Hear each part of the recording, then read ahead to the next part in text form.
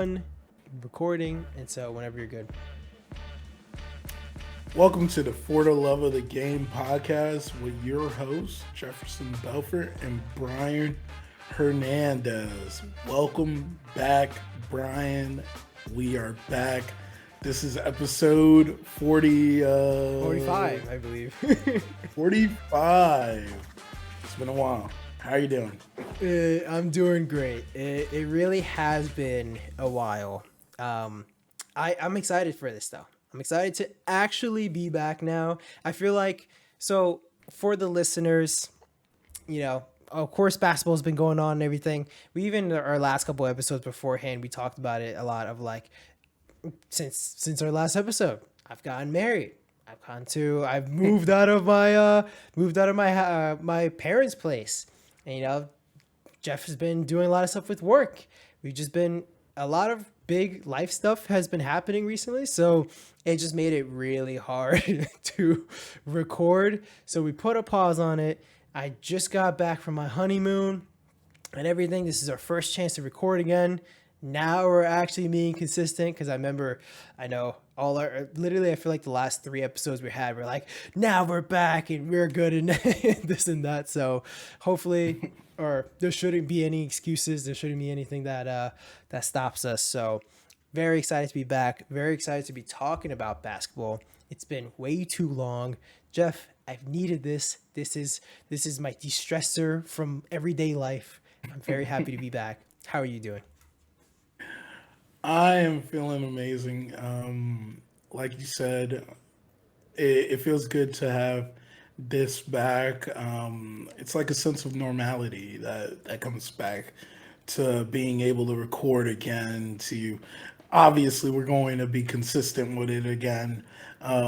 This being a part of our lives, and hopefully for you as the listeners, part of your lives too, on a weekly basis. And as we continue and always strive to have more listeners each and every time we record, just hope that every single time it feels more like home when we do this. And it feels good. We always talk about this is that we're not just two guys that decided to put a podcast together.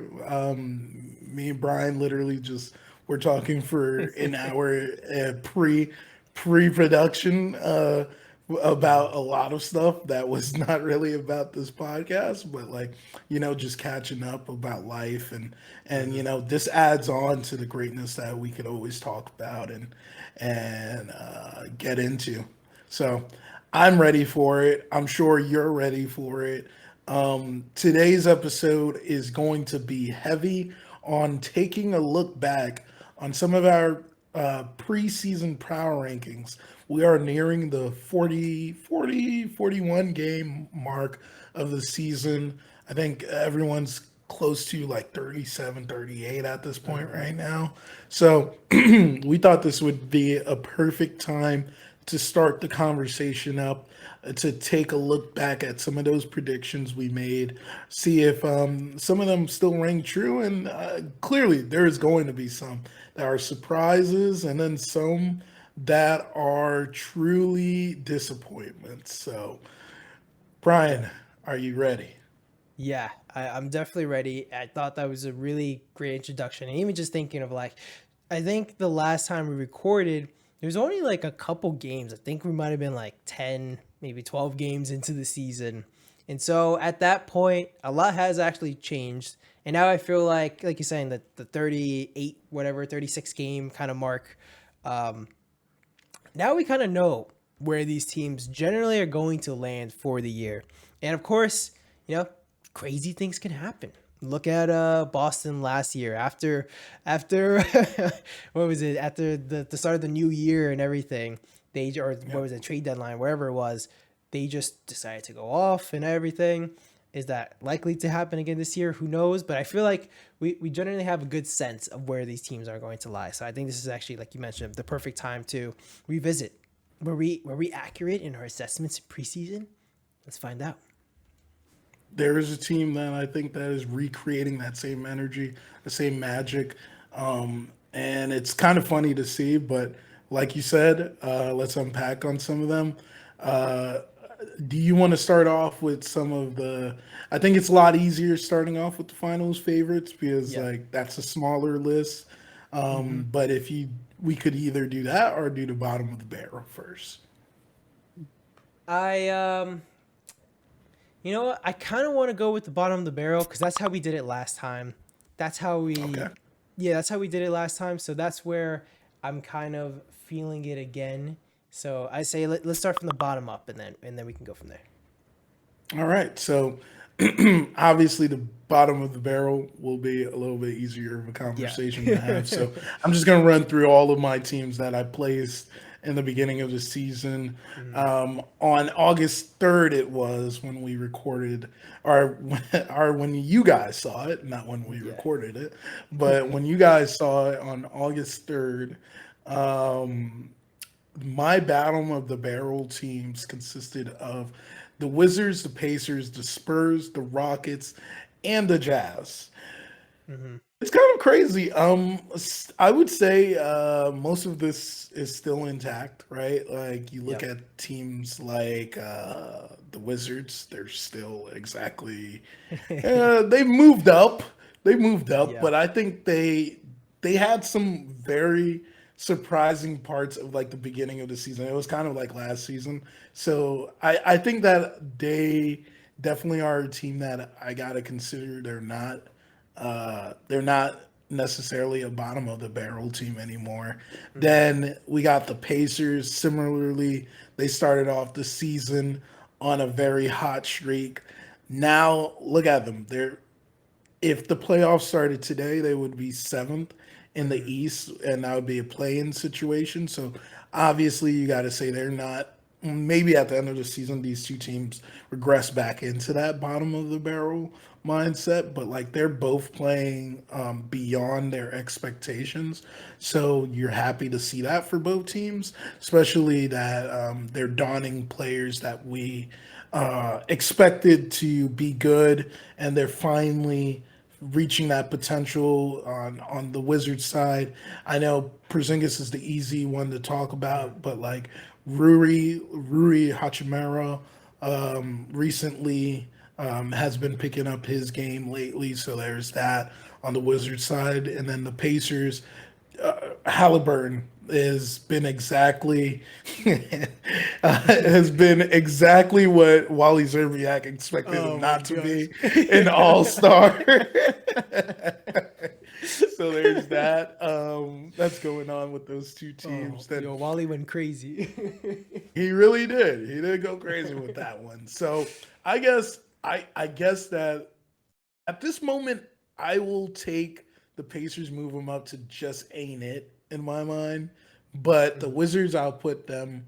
Well, actually, you know what? I might just put them both as two of the play-ins teams at this moment. They definitely played out of their expectations. Then another team playing out of their expectation in that list is the Utah Jazz. The Mm. Utah Jazz started off the season blazing, right? Like we Yep. definitely talked about that as the season started. Obviously, we knew it was going to regress at some point. They're Hmm. finally under 500. I say finally, that sounds messed up, but like we knew that they were going to start to slow down at some point Yeah. because like the talent's just not there 100% for them to compete Yeah. with the other great teams in the West. But clearly, they are a play-in team, so I'll move them up also into the play-in. But you know what, Brian? Sometimes we get some stuff right. And I'm happy to know that I got right. The Rockets and the Spurs are, well, respectively the worst two teams in the West. So that's I'm happy to know that I got those right. I love that. I guess just for the listeners too, because I know we actually named our I remember now we named our things our tiers a little bit differently. So how did you actually rank them? Because yeah, you had bottom of the barrel, just ain't it. What's after? Oh What yeah, are these? Yeah. so there's bottom of the barrel, just ain't it, play-in teams, playoff teams, final contenders, and then finals favorite. Got it. Okay. So now I'm also caught up now because the way I ranked mine, I had the Wembanyama sweepstakes and all that. I had the people who are just missing the play-in. I had the play-in, people that are making the playoffs, and then I had like actual contenders, and then the people that are like actual the favorites to win it all. So like Yeah. championship favorites. So that's how I had it. So now I feel caught up, and I hope the listeners also like, all right, now we actually know like how we're gonna do things. So I liked like you mentioned, Rockets to Spurs, kind of self-explanatory. You already see with the Rockets, Eric Gordon's like praying like, please get me off this team. This is just not a good situation. It's they have some cool young guys, but like you mentioned, they're just bottom of the barrel. The Spurs, they're going for Wembanyama. You know, if I imagine if Greg Popovich doesn't get the number one pick, he might just retire afterwards. And then I liked how you had the Wizards and the Pacers there beforehand. Not too crazy. I had them a little bit higher up before, but I think these all make sense. My bottom of the barrel essentially, the Wembanyama sweepstakes as I named it, I didn't have it too far off as you. I the only one different team that I had that you didn't have that was actually my mistake now looking back at it. So of course I had the Rockets, I had the Spurs, the Utah Jazz, like you mentioned, surprise everybody. I would definitely push them up to like the play-in, like you're mentioning. But I also had at this time the OKC Thunder at my bottom of the barrel tier, which definitely a miss. I at the time I was expecting that SGA. I know he's amazing. I was expecting them just to like sit him because they want to be worse. Think about it. They had Chet Holmgren still on this roster, but missing the entire year, and yet they're still what? They're currently in the West. They are 13th. So I mean, they're not doing amazing, but they are better. I They feel in like than their that record is. they just ain't it. Yeah, You know? exactly. They just ain't it. They just saying it. So I would actually bump them up a tier as well, but I think SGA's he's playing out of his mind. Do you think he makes an All Star team? You see, like this always becomes like a hard Yeah. like conversation. Like I remember because I always think like this year was like the line of demarcation of like when this started to become like a question of like whether you ask this or not, right? Mm-hmm. Same thing happened for the MVP. It happened when Westbrook won it, and he clearly was not on the best team, and like it kind of became a sliding scale of like what an MVP is. Like now we're like after Dwayne Wade in 2009, he was on the Heat team that went 15 and 67, I think it was. He was an all-star that Yeah. year, and that was a question. And it was like a lot of people said, "Hey, like his team is garbage. Like he should not be an all-star." But I think that like in that same case, like if Dwayne Wade was able to get in that year because he was phenomenal, like he deserves a chance at this at being an all star, and I think he should make the all star because of it. Yeah, I think I'd agree with you. I would have to eventually we're definitely gonna do this experiment of looking at who we would actually have making the All Star team, and because only so many people can make it. There's a lot of really great Yeah, players. At the moment, just thinking about the top of my head, I said he has to make it because he's just like playing that well, even though his team isn't winning. I don't think it's his fault. Like there's just so much good talent out there. A one man show is not enough. And we saw them in the beginning of the season, especially. They got a lot of pretty nice steals. I feel like almost every good team has a loss to the OKC Thunder, and like SGA is definitely a big part of it. So I think if he wasn't on that team, that roster deserves to probably be the worst team in the NBA. yeah, definitely. Who do you have in your just ain't it, aka missing the playoff tier? Yeah, so preseason, these teams consisted of, and oh, was I wrong about one of these teams? But but the four teams that I chose for this tier were the Orlando Magic, it was the Detroit Pistons, it was the Kings, and then it was the Thunder. So I'll start off with the Orlando Magic. Obviously, the Magic are having a good season in perspective of what they've done the last couple Yeah. years. It's been an exciting season, I would say, for them. Like, right, like they've been in games, they've had the revival of bowl ball. They're They've been fun. testing out, yeah, they're a fun team. They've been testing out the limits of how many bigs over Yeah. 7 foot can you have on the floor, right? So like they've definitely been a fun team to see, and then see the emergence of Paulo definitely has been fun to see for this team. But let's be honest, they are exactly where they need to be. They Yeah. just ain't it, man. They just ain't it. They're 10 games under 500 right now.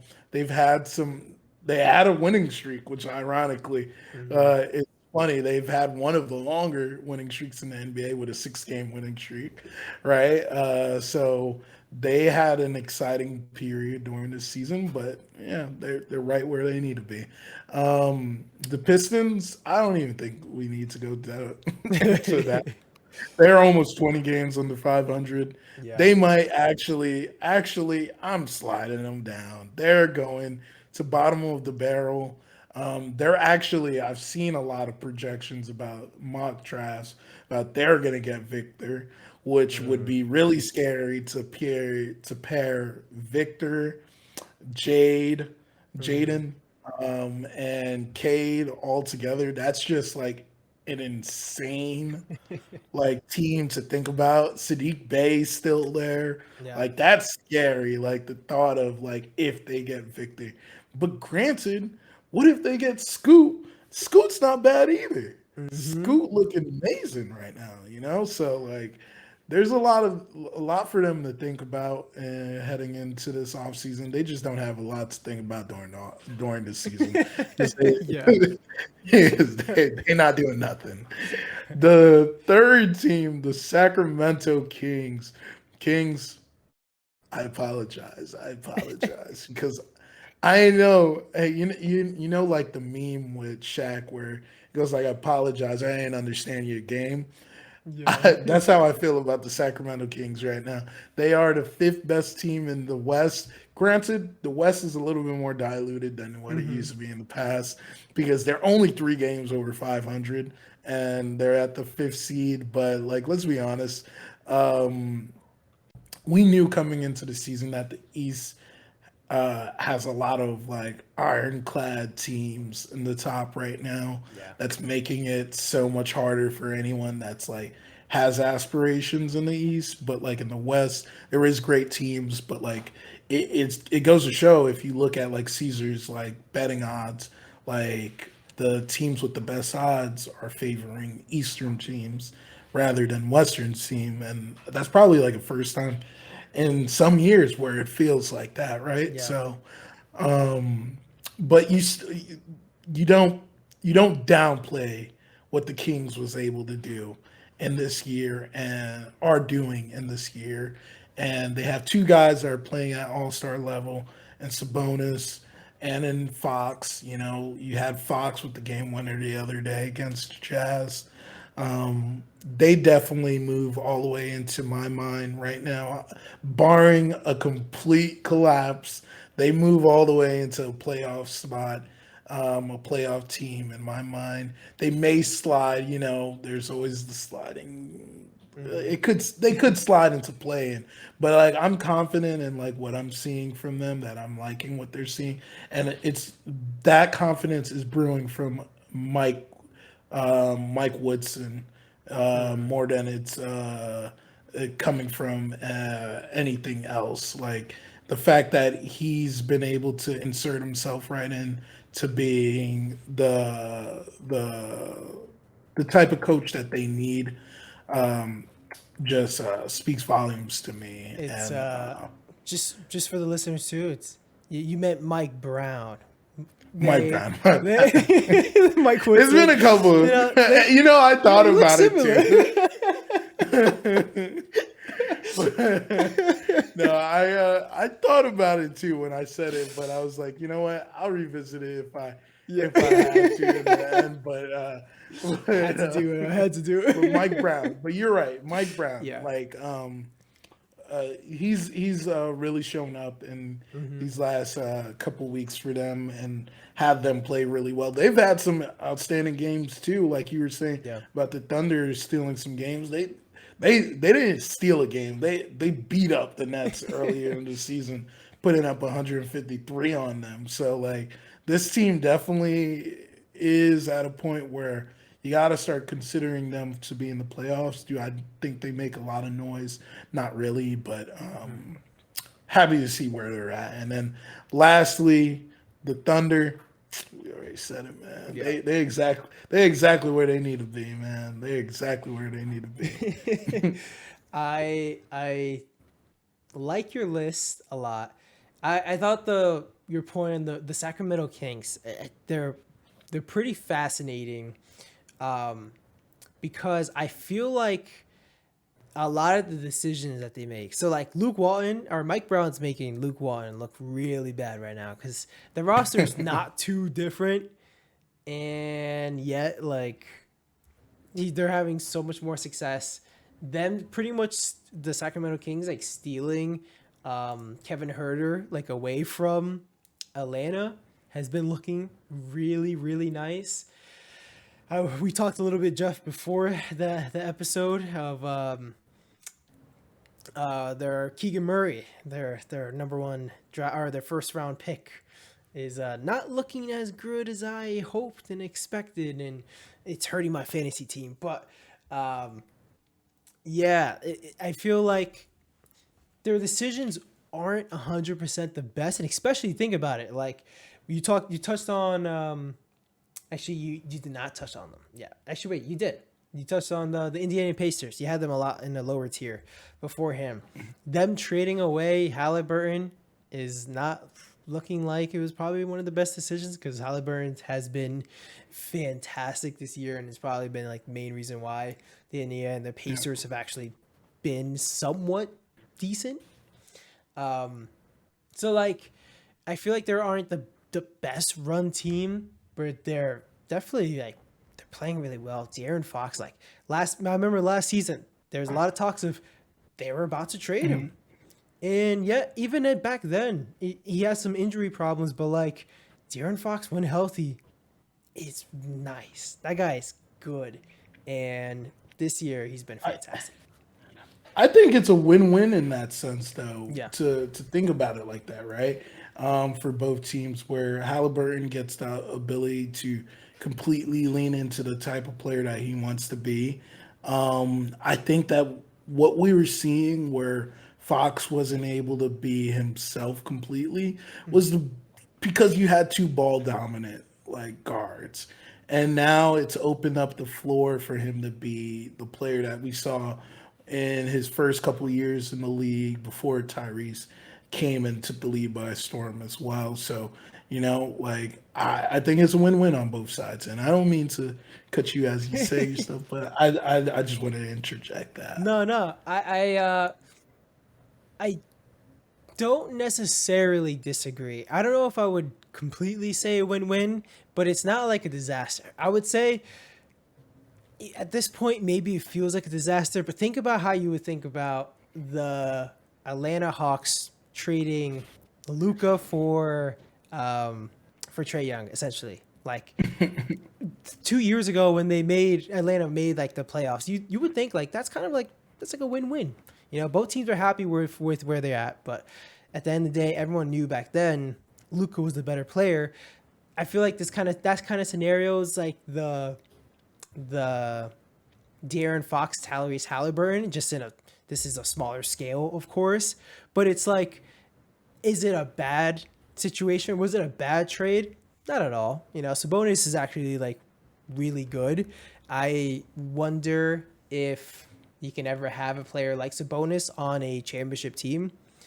I feel like I kind of question that a little bit. Just his play style, like put someone like Tyrese Halliburton on a championship team. That guy, I feel like, can succeed anywhere. Put Sabonis on a championship team. I don't feel like he succeed, or yeah, he doesn't add as much as he does on a team like the Sacramento Kings that doesn't have anyone else that can play in that kind of aspect. Um, I agree. yeah, so that's where like I feel like they probably could have gotten more, but it wasn't the worst at the end of the day. So that's where it's like they've made some good decisions and some okay decisions. It's a lot better than their past history of decision making because Sacramento Kings fans know like it's been a rough how many years it's been a rough history. Um, Yeah. so I definitely agree on a lot of your stuff on your list. I'm gonna add who I actually had at this point. So the just ain't it, aka missing play in or the missing play in tier. I had the Indiana Pacers in this tier. So like you, I would actually probably I would bump them up to a play in. I think they're probably gonna be closer to the play in. They might be like the 10, but they're pretty borderline in my opinion. I had the Charlotte Hornets, who at the time, I thought LaMelo Ball was going to go off this year, and right now, the Charlotte Hornets are the actual worst team in the NBA, and that's mostly because LaMelo Ball was injured for so much of this year, but that team's just not good. The Yeah. whole franchise is a mess. I wouldn't be surprised if LaMelo eventually leaves that team, or request a trade or whatever happens. I had the Charlotte Hornets definitely deserves to be in bottom of the barrel. Um, Orlando Magic I had on here, so we both had them on here. I would definitely, I would think I would personally drop them as well to bottom of the barrel because they're fun, but I don't think they're close enough to the play in. And then I also had actually, you had the Wizards in the bottom of the barrel. I had them in just missing the play in. I feel like I'm happy where this is. Even right now, if you look at the standings, they're 11th. I feel like they're probably going to end anywhere 11th, 12th in the East. So I think they're pretty much exactly where they need to be. Exactly. Who do you have in your next tier, which is the playing teams? Ooh, the play-in teams. That was an interesting group of teams that I had before. Clearly, there's some movement that's gonna have to happen, Yeah. right? So starting off, I had the Knicks. You know what? I'm kind of the Knicks are a scary situation where I don't know if I want to move them 100% into playoffs or playing, but like the way Randall's been playing this year, the way that Jalen Brunson has been playing, I think that they figure it out. I'll move them up to playoffs team this year. Um, another reason why I would say that too is like to contradict something that we were talking about at Mhm. that time is we were saying like how do we move the Knicks up here? There's Yeah. too much teams for us to look at and potentially that'll give them issues with ultimately them being there. And granted, you know what? We realized that there isn't that much teams that are going to block them from being what they need to be up there, right? So, right now, as presently constituted, they're sitting at the sixth seed. They're 3 games above 500. They're right on the tails of the Sixers. They had a really interesting Christmas Day game against the Sixers. Yes, they fell apart in the second half and the fourth quarter, to be honest, but they showed that they could play right with them, like with a team like the Sixers. And this is a team that I will be talking about later on my list. I had some high hopes about this team. Them being in five, granted, it's still early. It's Mhm. still just at the halfway point. But this is a team that I thought that um, would be doing something crazy right now. So Yeah. there's definitely some concerns on my end about that team. Yeah. But uh, I digress. I go back to where I'm at in the plans. The second team, once again, forgive me for even thinking this. The Cleveland Cavaliers, like Ooh. I gotta move them. I gotta move them up. But like, let's not be crazy. I don't need to move them up that much in my mind. Ooh. I think they still, in my mind, are still just a playoff team. But Ah. I think, but to put the caveat, if they do something, if they do something to bolster that 6 man position Harris Levert on the position. trade deadline, yeah, I like Karras, but there's Karras is just not who I think in the playoffs you're gonna need to be like that tested and true Hmm. like type of guy that's going to be there for them when they need him situation, right? So I think that there's a couple guys that we could talk about in future podcasts as we get closer to the trade deadline that they could bring in that could make me consider them finals contenders. But right now, I think that their place right now is a playoff team. They're a playoff team. They probably make it at that fourth, fifth spot. Um, do enough to win one series, and then they face their fate in the second round. You know, that's how I feel about them. But maybe they make me have to move them more later in the season. Oh, when I ask for forgiveness, I don't even know what to ask for this one. It's just, I guess I'm dumb for even thinking that they would be here. But you mentioned them, the Charlotte Hornets. They're going Oh all the yeah. way down. They going all the way down. Oh man, they're in the sweepstake, like you Yeah. said. Like they definitely are not a playoff team. They're not even gonna sniff it. They're not a just ain't it. They just will never be there. Did That's how it the feels. did the Miles Bridges stuff happen before then? Like, I guess I'm trying to remember what happened that you were so optimistic about these Hornets. I no, I think I spoke about. I thought that the Miles Bridges thing would kind of unify the locker room. Like the fact, like, and we've seen that though. Yeah, we Like, have, there's we been have. times where like you take a loss like that, and then like um addition by subtraction, like Hmm. the team gets closer. Guys like PJ, my thought was PJ Washington would Yeah, step up, which granted he has he stepped up did. in this season, but all the other guys fell off. Like Rozier's not having a great season. I don't even know why anyone would talk about Hayward at this point. Yeah, Um, you there's no even one got else on that guys, team. yeah, you got guys going to and getting in trouble left and right. Oh my You God. know, Yo, so Dennis Smith like Jr. coming back. Not bad. that's you That's a see good one. that's a good story to hear, That's for sure. about the season. So like there's that, but they clearly are not the team that I thought they were gonna be. The next two teams, one of those teams had a really hot start to the season, but they're sliding. So, but I think they're exactly where they need to be at this point. Since their hot start of the season, the Portland Trailblazers, Hmm. they're exactly where they need to be in my mind.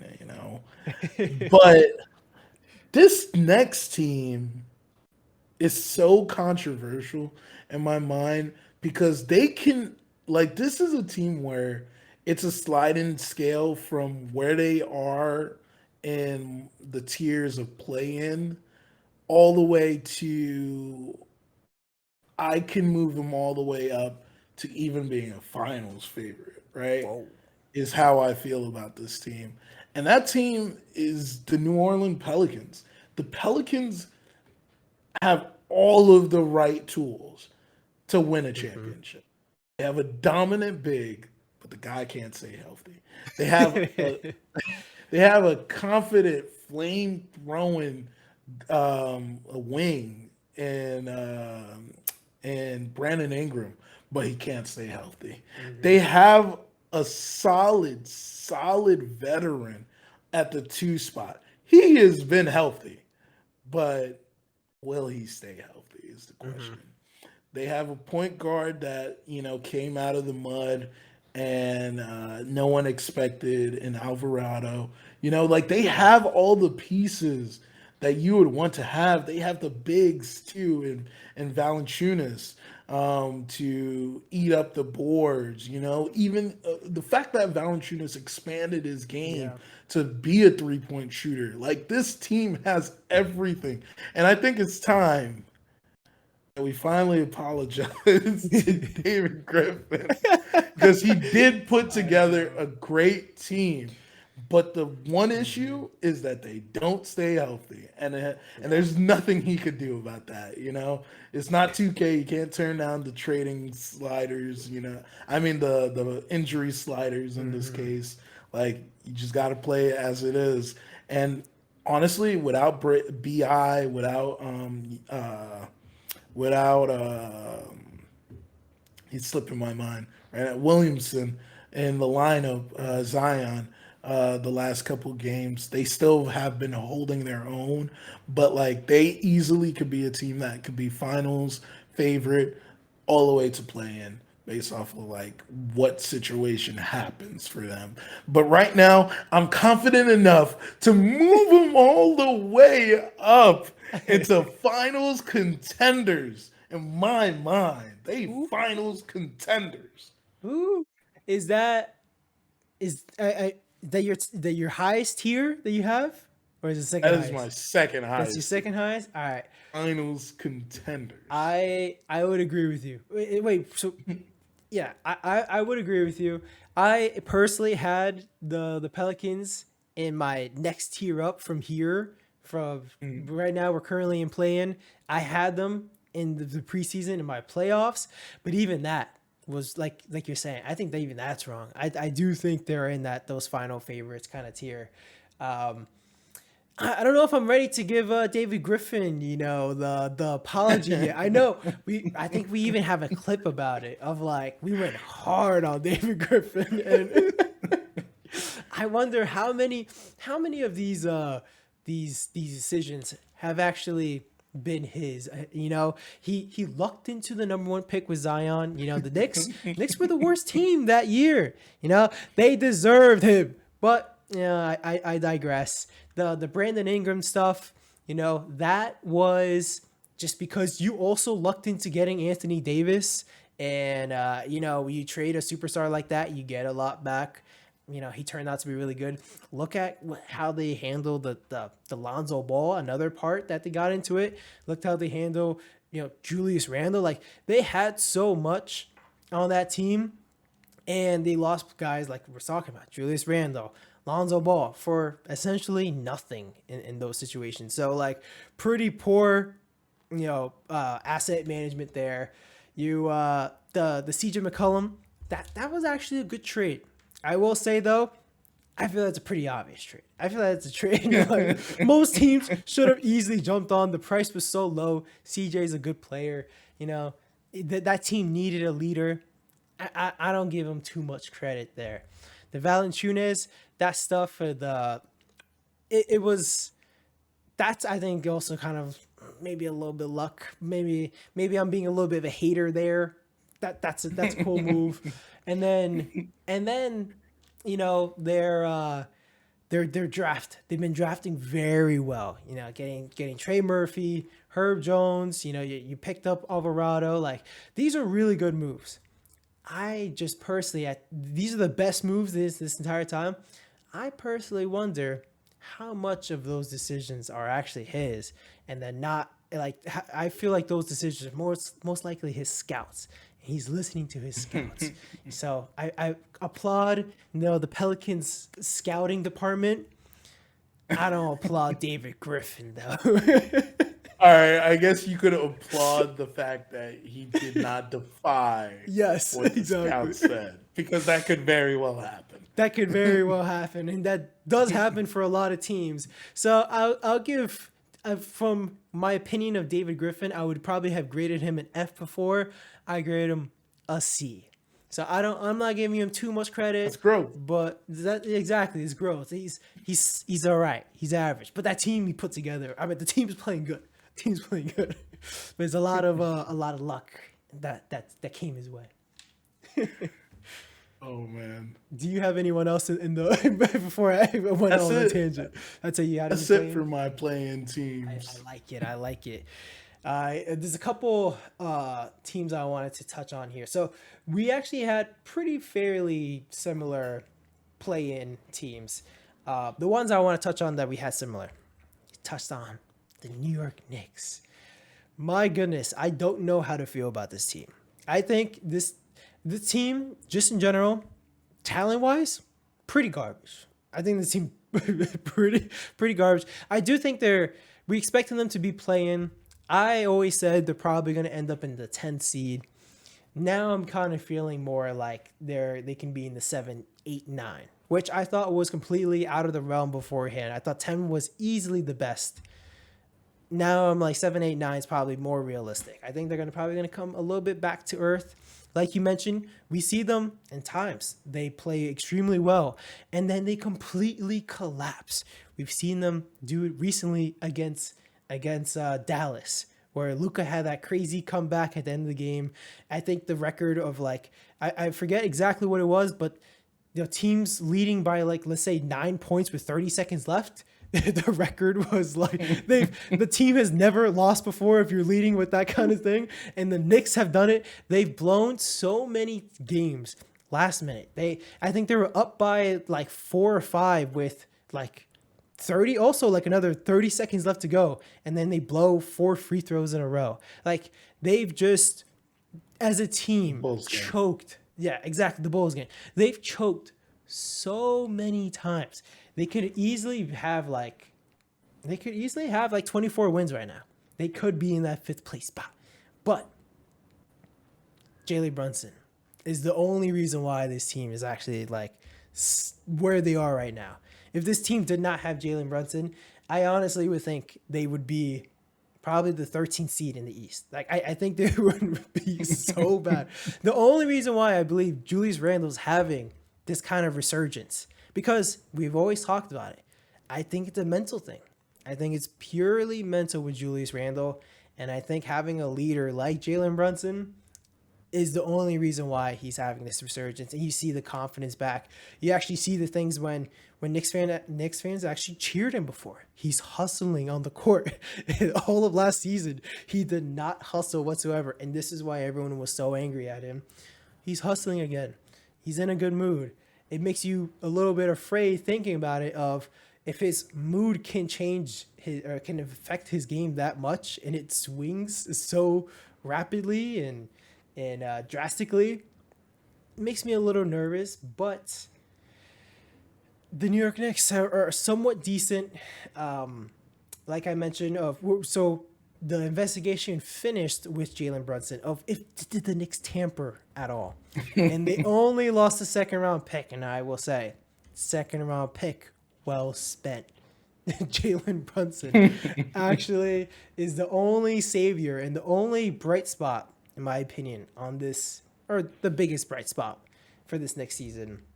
Tom Thibodeau was literally 1 game away from being fired. This team was ready to throw in the towel, and then they go on an 8-game winning streak, which, just a couple blocks away, the Nets with their 12th game winning streak, we'll talk about later, definitely dwarfs the Knicks' success, but to be expected. I'm happy with how things are going so far for the Knicks. I do wish, just selfishly, I've always kind of been on the tanking train of after this year, how does this Knicks team actually get better? How do they get to finals favorite. How do they move to a tier up? How do they even move just to a clear playoff tier? I don't really see that path. It really feels bad, but you know, it is what it is. You also have the Cavs on here. I I think I like the Pelicans. I had them in the next tier for myself. Um, the Donovan Mitchell stuff. Donovan Mitchell is legit. We've known he's been legit, but like we just never or since he was playing in Utah, no one really talked about him a whole lot. There's a lot of disrespect on his name, especially after the last like playoff series against Dallas and everything. Yeah, a lot of disrespect against Donovan Mitchell, and he's going off this year. I, s- I remember last year we talked about the Cavs of like, are they a playoff team and this and that, or are they real championship contenders? And at the time, I believe I wanted to say no just because of the experience factor. Now these guys are a little bit older. They got someone who actually has some playoff success, like Donovan Mitchell. I think this team can really be. I would move them up to the championship or your finals favorites tier, the second highest tier. Portland Trailblazers, kind of touched on it. I, not much to say. I also had them in the play-in slot. Um, Kind of just to be expected. Damian Lillard looks nice.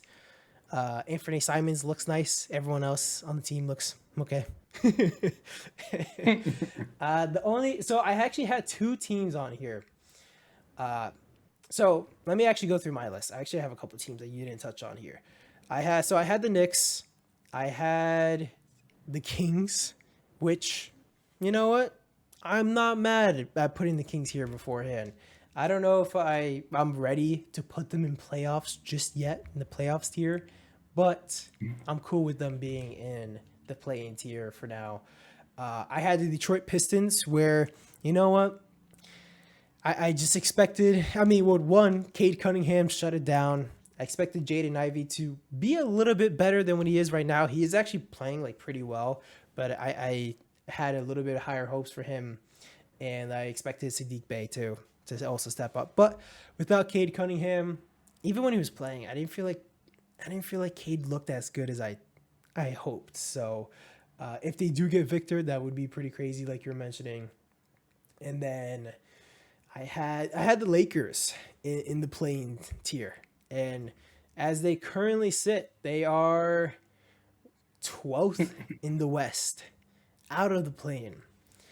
Anthony Davis is looking fantastic this year, but like always, Anthony Davis cannot stay healthy.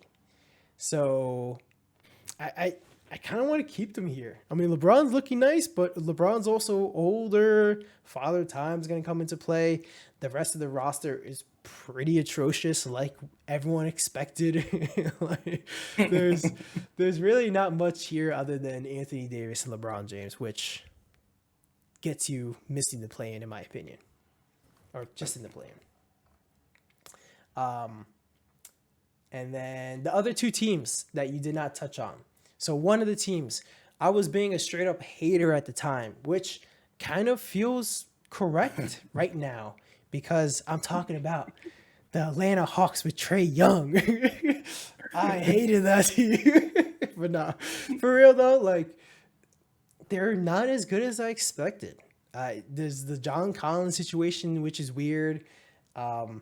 I feel like, or Trey Young hasn't been as good this season, and there's already talks about maybe Trey Young requests a trade and this and that. I think DeJounte Murray's actually looked pretty decent, but there's something missing from this team. Jeff, do you know what's missing from this Atlanta Hawks team? Yeah, an owner that wants to spend money. So like the Yeah. issue is like with reports that I've seen is like, and this is where it's like it always comes down to like you can't have be in it and then half foot out it, right? Like you can't just like go and trade for DeJounte Murray and go like, well, I made the trade. Yeah. We're gonna cut spending. Like a lot of the decision making after they made that trade, or even around the time they made the trade, was to cut spending. Like Yeah. there's a lot of talk within their front office about the owner not wanting to go into the luxury tax. Like they're actively doing everything to not be in the luxury tax.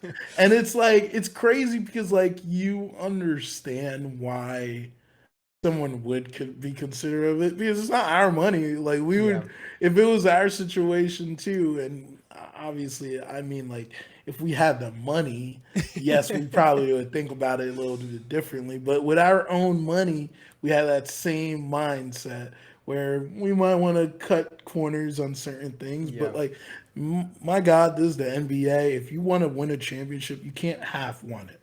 You know, Yeah. and you did a decision by bringing in the John T. Murray by saying you wanted it and you wanted to win and you wanted to play to win, right? But now you're doing everything effectively not to win is like the dumbest thing that I've seen in a while, right? Then you have Trey having issues with Nate McMillan. Nate McMillan openly Yeah. saying this might be his last season, and Shams reporting, and he calls out Shams, which was pretty hilarious to see, Really. honestly. Like, but there's just it's not Nets level craziness drama, but there's a lot of drama Hmm. happening in Atlanta that not a lot of people foresaw happening this season, right? And now it's like in the forefront of like, what do you do with this team? Do you blow it up?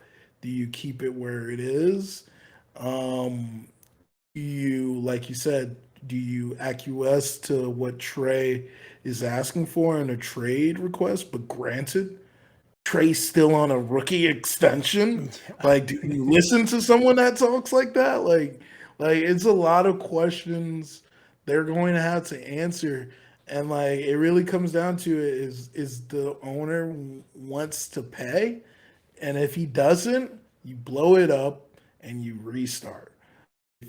If he wants to pay, then you bolster this team together because like honestly, they still have enough good enough of a young nucleus where you could be building towards something and build something the right way. But like right now, um, it just doesn't look right. But like shout out to your boy that's actually the GM Oh, word, of the Landry. Hawks, Landry Fields. He actually moved up to like Mm. basketball operations now. So like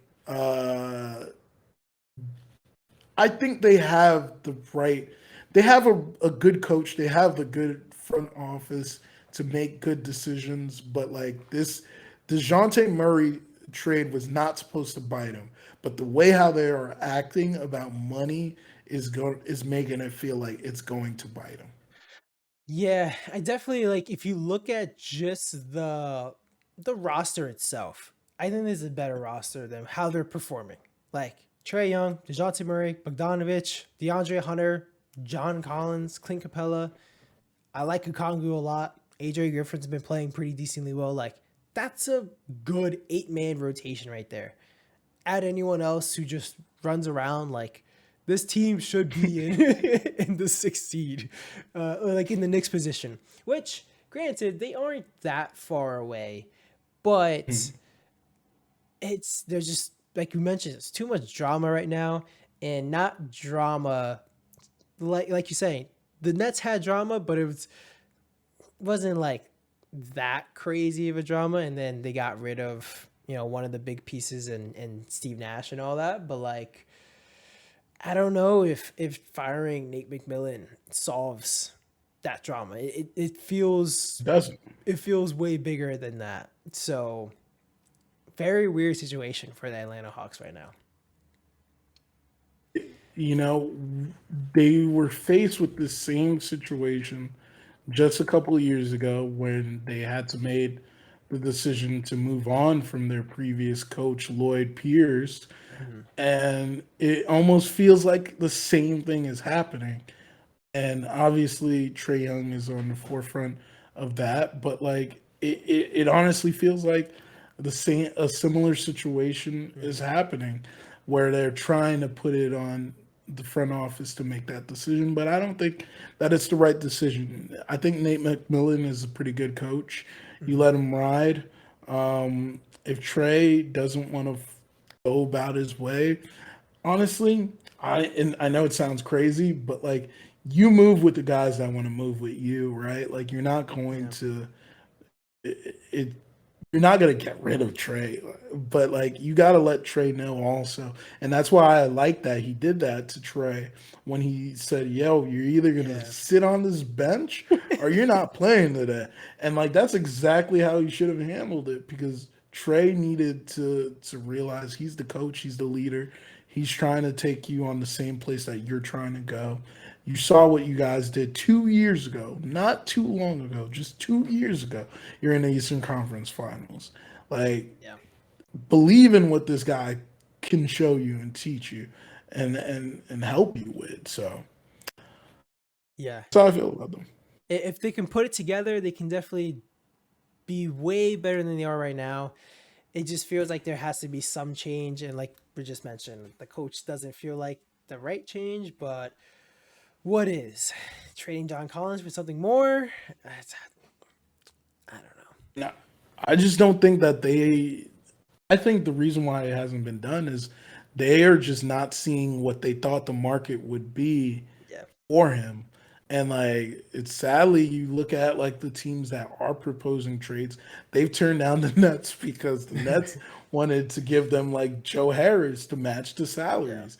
And like, let's be honest, most teams are probably going to give you a guy that's 3 and D, and they have enough of those guys over there. But like, that's exactly, you're not going to get.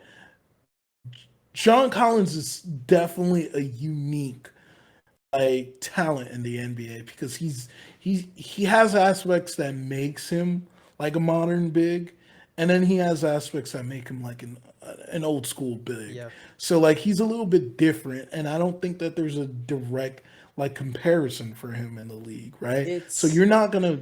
Mhm.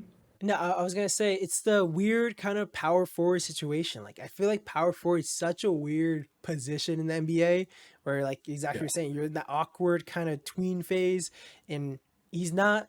He's. I feel like he's closer to players like Sabonis or like a Julius Randle, but he's a little bit more modern than those two guys, but like not that much more. So like yeah, he's close enough to those guys where those guys don't fit on every team. And like those guys aren't as impactful to every single team. And that's where it's hard to move a guy like that. And exactly what you're saying. Not why would you give so much for for someone like that, especially if no one else is willing to pay that much of a price? exactly. Tough. Definitely. Uh, one All other team, right. one other team I had Yeah, I want to actually with you. still on Okay. this was the Chicago Bulls. I've been I've been low on the Bulls. I've been low on them. They I just never really seen it too much with the Zach LaVine and DeMar DeRozan kind of pair. I've always kind of felt like they've, even though they last season they did face a ton of injuries which kind of hindered them. Even with all that, I just don't think that team's enough. I don't think it's enough to actually do anything more. At most, I think they are in that playoff tier.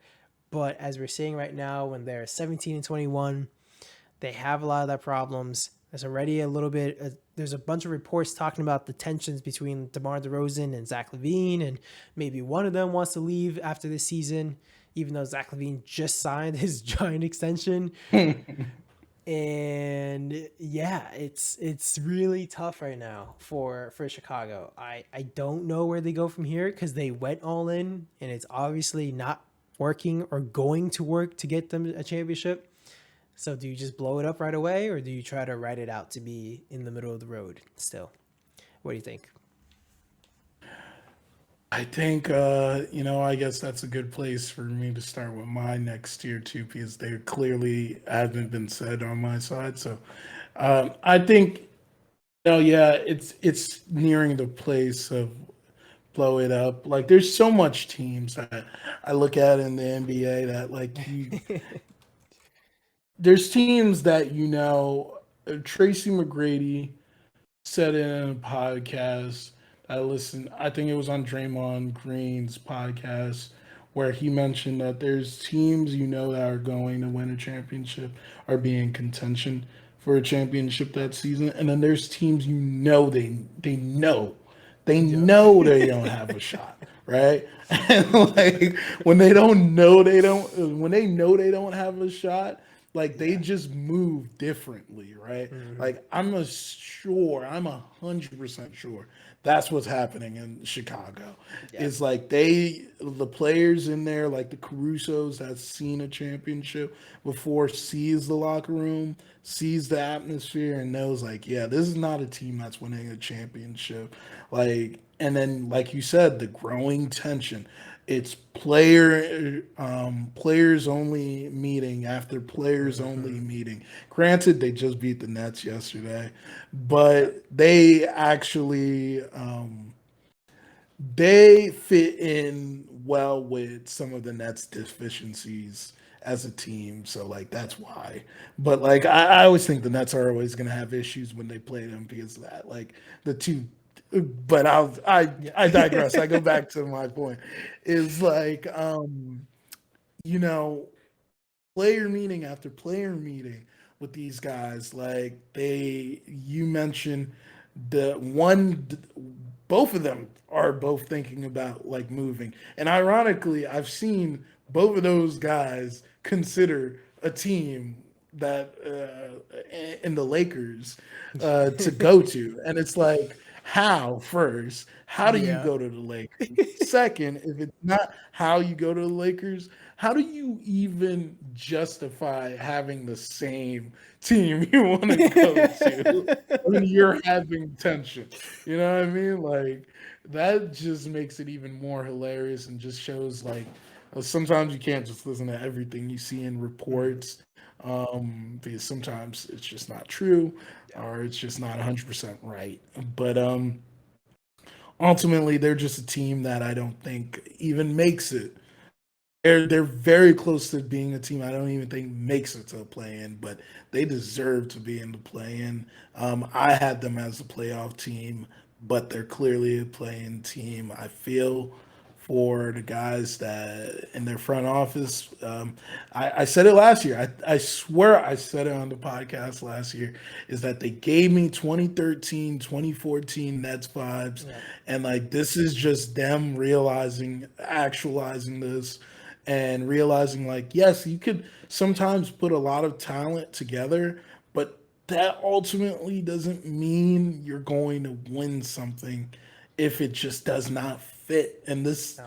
it just does not fit. Like there's a lot of talented players but it just doesn't fit. It's weird because so even last year, I thought, or even last year, they performed better than expectations. And like we saw where they landed. I forget exactly where they, what, seventh seed? I think it was seven, eighth, I think they slipped to sixth seed or because sixth. the Bucks was the Oh, third okay. seed. So even at that point, I feel like they overperformed because think about it, like you have someone like Zach Levine, really good player. Is he number one option? It was still to be determined. You went, you traded a lot for Vucevic, which we all know he's probably like a tier three star. You know, he's maybe at most your number two. He's never going to be a number one, but like he was solid enough. And then they gave DeMar DeRozan a ton of money, which was a pretty spicy move at the time. Like DeMar DeRozan was in San Antonio. His career looked like it was about to be over.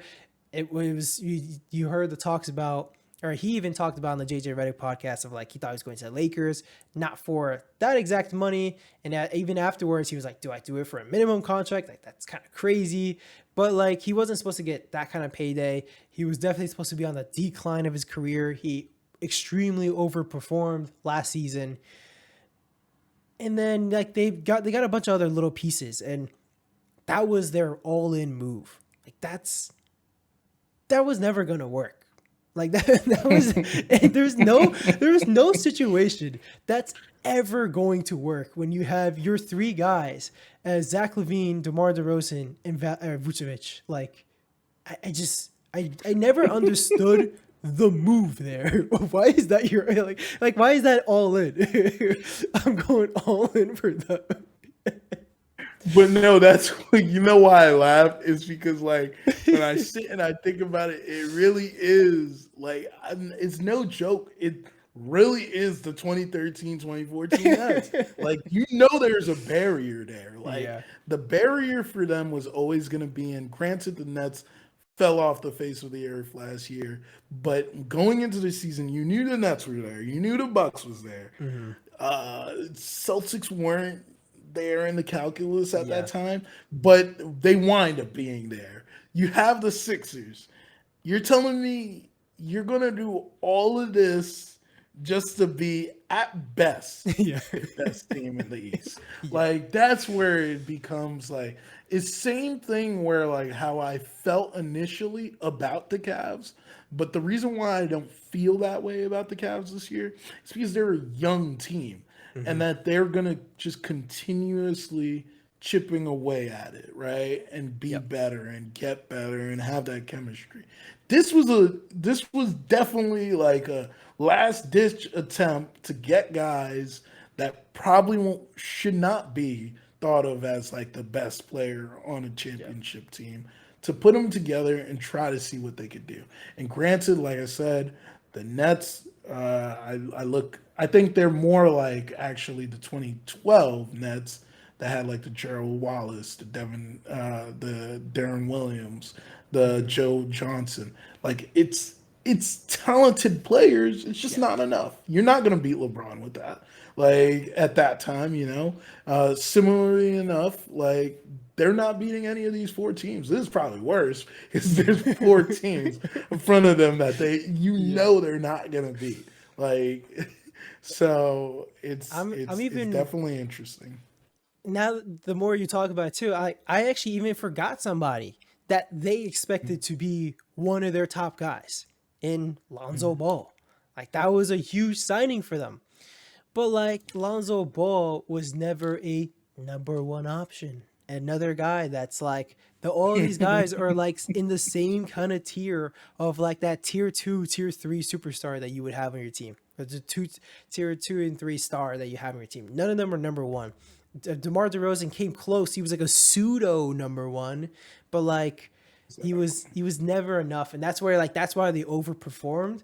But that was just a crazy plan to start, and now it's all imploding. Lonzo Ball, I don't know what's happening with him. That's a That's crazy like a story for bad another day. situation. Yeah. Really bad situation. Uh, yeah. All Enough right. about Chicago. Yes, So I guess I thought we touched base with Chicago, so that's the yeah. first team on my playoff team. Uh, I'll go through them real quickly. The Raptors clearly are not a playoff team. They are a playing team. It's crazy seeing how they started off the season. A lot of talk about maybe this is going to be a year where Pascal becomes MVP contender. Clearly, that is not the case because they do not look good. The Hawks, we just touched on them. They are clearly they might be closer to just ain't it team right now, but I'll put them in. I'll put them in. I'll put them for the sake of argument later on in the season. I'll put them in play in. Raptors, like I said, they just I don't put them in play in. Actually, I put them. They just ain't it. I don't think they're gonna Yeah. make it. The next team, a team that I was very skeptical about because it's my own team. The Brooklyn Nets. You know what? I still am skeptical, but I had to give props where it's due at this time. They just went on a 12-game winning streak. They seem to figure out the defense. Um, they need size. Like they terribly need size.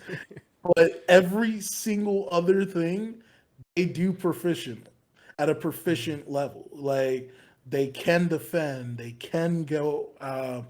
They're I think they're like third or fourth worst like rebounding team. But like when you really think about it, it's like the I've looked at what the difference is from like the best rebounding team Yeah. to the next to the top is like a difference of 8 rebounds. Granted, that's 8 more possessions, which Hmm. could turn out to be 16 more points. But granted, it's not as crazy of a thing to not Yeah. be the best rebounding team in the league is what I'm trying to get at. But that gets solved with bigger size.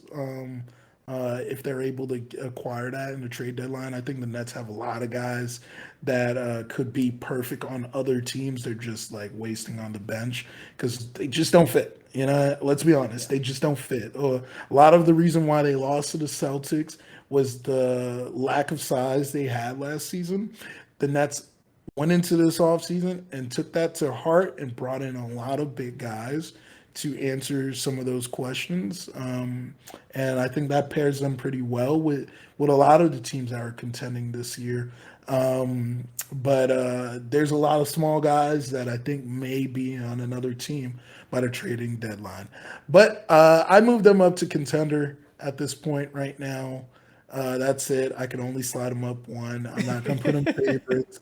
Like they're just not there yet for me. Yes, they've won a lot of games lately. They've won 16 out of the last 18, but are 17 out of the last 19, whatever it is. That they've Nice. done phenomenal lately, Hmm. but that's not enough yet for me to put them all the way to favorites.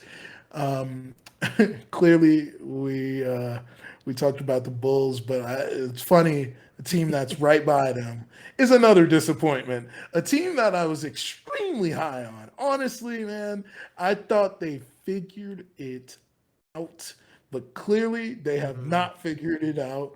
They are injury prone. They make excuses, and they are arguably in the place that most teams don't want to be in, or in a conversation most teams don't want to be in the worst trade ever conversation. And that team is the Minnesota Timberwolves.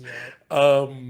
They are a train wreck. They clearly, in my mind, have fallen all the way to the just ain't it like category.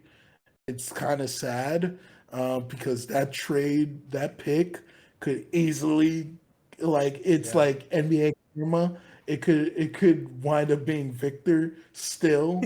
Like I don't know if this next year's pick goes Hmm. to the Jazz, but I assume the Jazz would do something like that, right?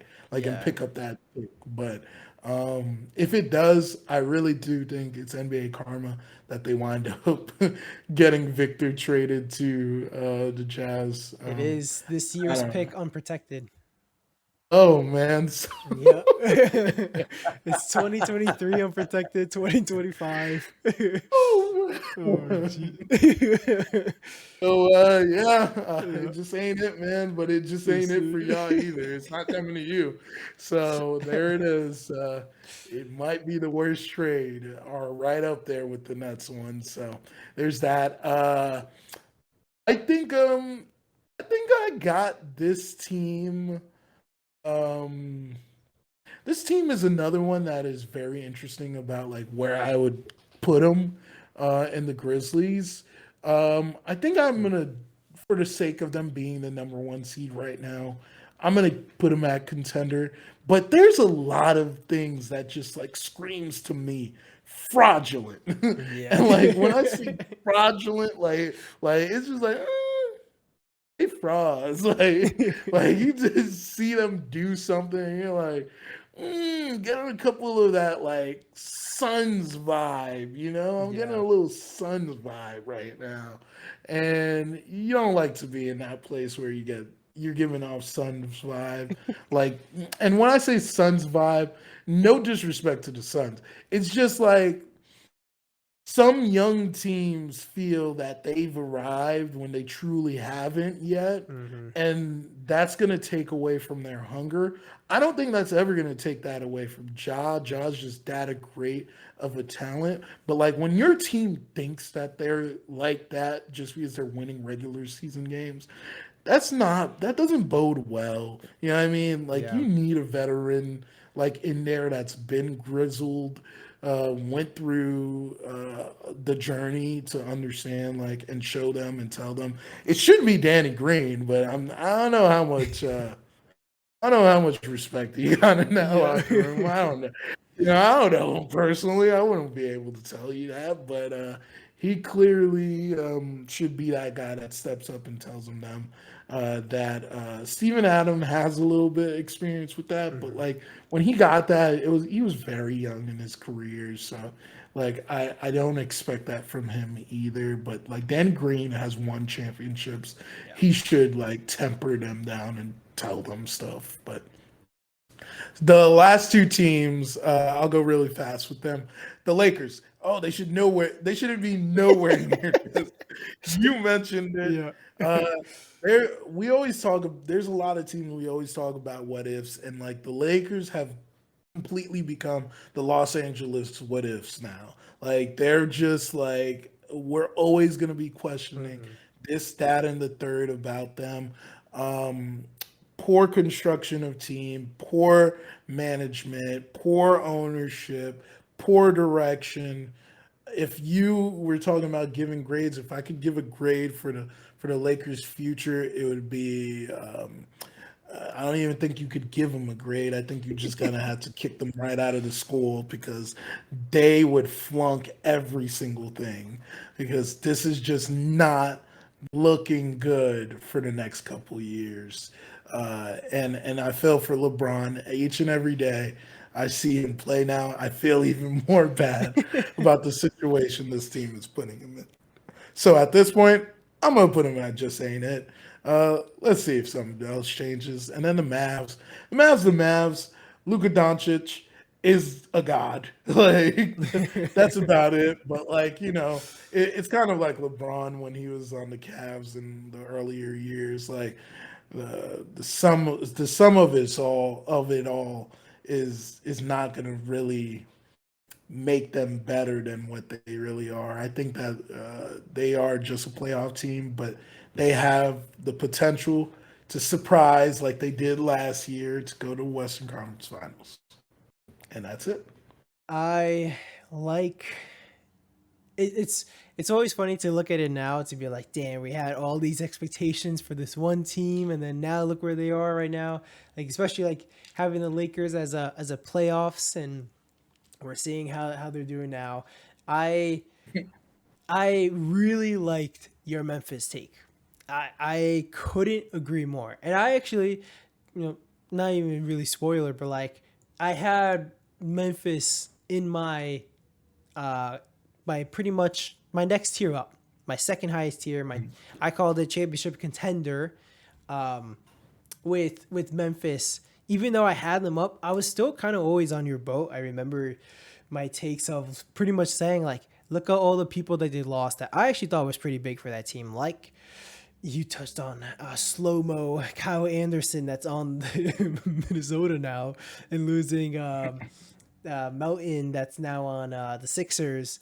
But like they're missing something. They definitely feels like just regular season team. Maybe I'm wrong, but because I don't know. Maybe if I was a Memphis fan, I'd be like, nah, Josh, the truth and this and that. But when I watched them, I, I can see it crumbling so easily, just so easily. Even though they're playing House built fantastic of now. glass. Yeah, House built of glass is probably the best explanation for it's a them. very nice house as a now, but A with the mansion glass. built out of Yeah, glass. exactly. Pretty much. I mean, heck, it's like you're saying, they're definitely winning a lot of games right now, and they're playing well. But we'll see. The Timberwolves, that was. I mean, all the signs were there. I guess just thinking, because I feel like I do this a lot. I look at it on paper. That team has to succeed. Like that team has a ton of talent. Anthony Edwards, you have Karl Anthony Towns. You add one of the best defensive players of our generation so far, or a decade. I want to say actually, like, and Rudy. That's fantastic. They made a ton of really good signings. Like, what fell apart? Like, why does this work so poorly? Was Patrick Beverly really the glue that this team needed? Like, I don't get it. How this is failing so poorly. It's really bad. I just think that this team, it's hard to say. Like, I think there's only a specific amount of situations where Gobert's play translates into winning. I think you trade Gobert, you take him to the Nets. I think that wins the championship. Yeah, Like I I agree. do believe that, right? I agree. But you take Gobert, you put him on the Lakers, LeBron, and you trade Westbrook. I don't think that does anything. I mean, like, there's just like he's one of those players. Like, it has to be the system that's around him that makes it that he's a better player. Yeah. Like, Donovan Mitchell gave up a lot of his own game, I think, looking at what he is this season, Mm-hmm. gave a lot of his game so that they could give an avenue for Gobert to be a more effective player, right? Like, granted, it's not like Gobert was still like a high double digits guy, but he was able to be in that dunker spot, clog the lane like situation that like kind of changed moments, not Yeah. all the moments, but some of the moments for when Donovan Mitchell was there. And that becomes an issue when playoffs roll around, when we're now in the half court offenses, and he is completely erased from the game. Like, you would think that this would have been the answer, being on the Timberwolves, where you have a team Mm-hmm. where you have another big that can spread out the floor and allow for him naturally to go back into that dunker spot. But now you're having the same issue because Anthony Edwards plays a lot like Donovan Mitchell plays, and there's just not enough. They used to always say this about the Nets when they brought in James Harden, is there's just not enough ball, but because the way how these three play is so different, there truly is not enough ball to Yeah. give to all three of them, you know? And I think that's where the biggest issue is coming from for this team. If they could try to simplify it, in my mind, a lot, where you split those minutes. I think you have lineups where D'Lo and Gobert is playing a lot off of each other a little bit more because D'Lo is a pretty good pick and roll player, and that opens up the floor a little bit better for Gobert. And then I think that, like, and this doesn't change them being starters. I hate when people think that, like, because you say like this person's gonna start or this person's not gonna start, there's not ways you could interchange minutes, right? Like, and in this case, I think you roll a defense a defensive heavy lineup with Gobert, with Cat, even though granted Cat's not a Yeah. great defender, but and then a D'Lo, right? So you have some offense, you have a guy to space it, and you have your guy that could stop anyone in the lane, right? Then you switch it up a little bit. If you need points, you get Gobert right off that floor. That's why you have Cat. Cat's still 7 foot when he's Yeah. healthy. He's not healthy right now. You get him off that floor and you move in Cat back into his natural position of the five. You use D'Lo again. You use and it gives you a different like situation. Like they should be able to give teams different looks, but um, the one thing that they wind up overlooking is not padding that bench, you know, Yeah. and providing them with better players to help with the second unit minutes. But I think that that's one way you get around that is moving those guys around a little bit.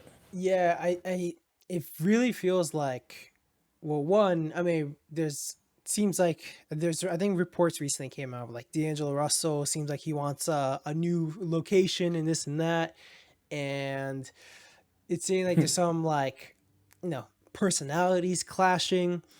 But like you're saying, of theoretically, there's a lot you can do even with a weaker bench. Definitely staggering minutes. Maybe the coach maybe a better coach than Chris Finch can actually help this team. Because theoretically, they should be better than what they are right now. But yeah, I thought you summed it up pretty well. And then I'm trying to look at, so actually probably my biggest shocker. So one, before I actually move on, I forget. Did you actually finish your entire playoffs already? Right? Completely Cool. new. Cool. So yeah, touching on Toronto. So I also had Toronto. Just to touch on, I had pretty much a lot of the same teams, or a lot of teams we already touched on. I had the Timberwolves, I had Toronto Raptors, the Cavaliers in playoffs, which I would bump up, and Pelicans in the playoffs, but I would also bump up. But I would say Timberwolves bumped down, and then Toronto definitely bumped down to just ain't it. But I had one other team that I'll touch on in a bit after Toronto, but I think Toronto Raptors is probably my biggest like shocker team. Like I thought they were gonna be, like I said, like playoffs. I thought they're gonna be like good, like a good team. I thought they're gonna be like the sixth seed. I didn't think they're gonna be like struggling this hard. And I honestly don't really know why. Like this team, I mean, one, I did see Spicy P, Pascal Siakam drop, what was it, his career high in 54 against the Knicks, and he couldn't miss. But like I mean, I understand Van Vliet isn't having his best season so far, but like they shouldn't be 6 games under 500 at the moment. Like that's just surprising, especially having like the talent that they do on their team. No, I agree 100%. I think it goes a little bit further than that. I think it's the sophomore slump that we didn't expect out of Scotty. Scotty Barnes is what is propelling this, you know, for them to. I think they were expecting to lean on him a lot more Yeah. this season, and they're not getting what they expect out of him. And I don't know if you notice this when you watch him play, but he has this lingering limp that Yeah, I he's saw been it. doing as he's playing. And like I even, you know, our resident Raptors like guy, you know, and Claude, I spoke to him about it recently. And he's like, that's been there all season long. Hmm. And I'm like, well, what is the training staff saying about Yeah. this? And they're like, there's nothing there. Like they said that it's there's not a true injury there. Like, and that perplexes me about Hmm. the situation because, like, yes, we know there's athletes have different. Some athletes have different pain thresholds, but that doesn't look like someone that's all the way good when you Yeah. limp like that. But granted, I've seen him limp like that, and then the next play, he's just dunking like it's nothing. And then it's Yeah. like, okay, is this guy playing? Like, is this guy not really that hurt? Like, you know what I mean? Like, it's almost like the same calculus you felt when people were questioning Ben Simmons, right? Yeah. It's like, what am I seeing here? Like, none of us will ever feel what that person's feeling, and Mhm. that's the biggest issue that there is. But seeing him regress like this, I've seen there in moments where he's shown that brilliance still there, but like they wanted him to be the focal point of this season. But granted, it's become Pascal Siakam, but it's not enough. It's just not enough. If Scotty's not going to be there, if Fred's gonna his threes point percentage is regressing too. Like it's not going to be enough, and that's why sadly, like I agree with you. I put him in the just ain't it at this point because they just don't have the pieces right now for it all.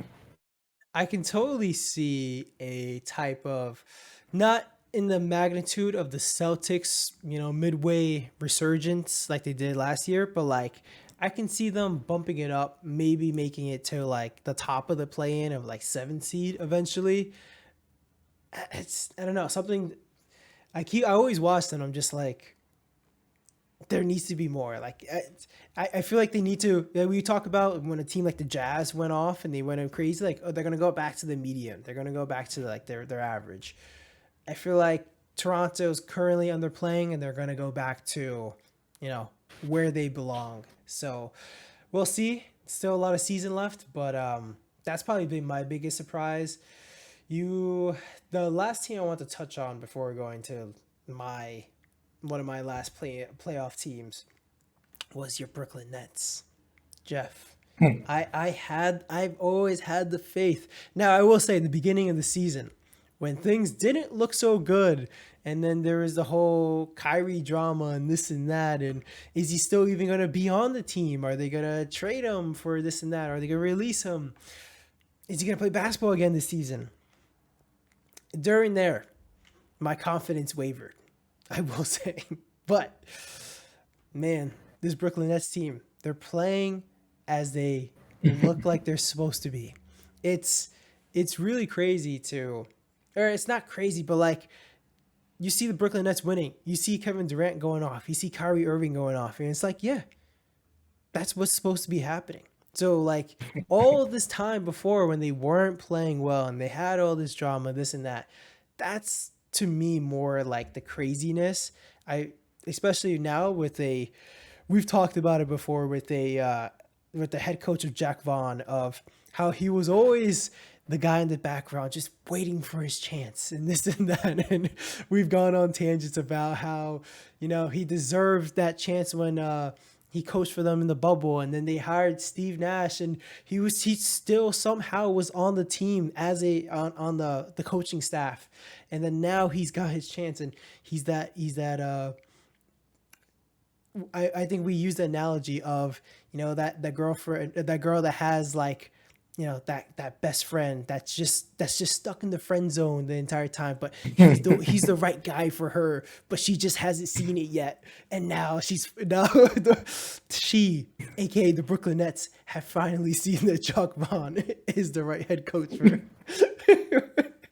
Like He that's the was right, situation. right, right there all along. Exactly. Like that's what's happening right now for this Nets team. They're playing really well. It's cool. Even like I saw on the clip on Instagram of when Kyrie hit that game winner. I forget, was it against Toronto or who was it It was against? against the Yeah, Raptors, yeah, ironically. yeah. Exactly. That like you have Kevin Durant saying, no, give that shot to Kyrie, and Jock Vaughn being like, yeah, you know what? Kyrie, you got it. Like that kind of camaraderie. Like it feels like the Nets are on the same page. They're doing exactly what they need to be.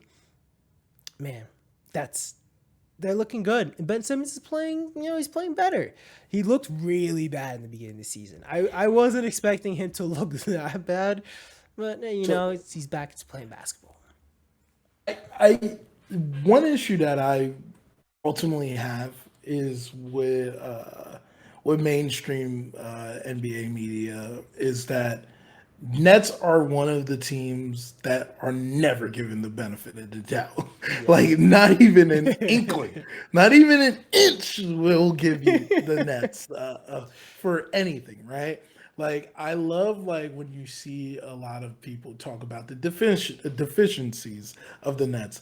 But ironically, when they bring up all of the deficiencies about the Nets, they never talk about like the facts are if the Nets have these deficiencies, the Nets opponents still have deficiencies that the Yeah. Nets do not have either, where they have two elite scorers, they have size. Like that's it's just always ironic to see when not ironic. It's just it gets me a little upset. Like when I hear them talk about the other contenders, and we can always easily overlook their deficiencies, but as soon as we bring up the Nets, it's like, oh, they don't have the size. Oh, they're destined to do the wrong thing.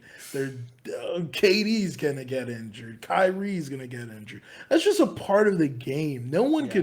could prepare for some of those parts, right? Like of what could happen, right? No one could truly prepare for the injuries, right? And just as it could be that KD or Kyrie goes down, is as simple as Jalen Brown or Jason Tatum could go down, or even in the Bucks case right now and last season, Middleton has gone down, and it has been a challenge for them playing these games without Middleton. Granted, they're still a good team, but they miss him, and they are going to miss him until he comes back, and or is able to play at the same level that you expect out of him. But granted, do you think there's not one pundit that is talking about how Middleton being lost is a deficiency to them? And Hmm. that's what frustrates me about when they start talking about the Nets is it's throw anything right out, I right out there. think I think a lot of that has to do with just the drama that's just followed around the team. And like, I mean, even though recently it's been better, but over the last 2 years, especially, Kyrie Irving's probably been or even 3 years, Kyrie Irving's been probably like the most hated NBA player out there. Like, I guess I really try to think about who else is more, and like maybe Westbrook, but like, why do people hate Westbrook? Because he played bad.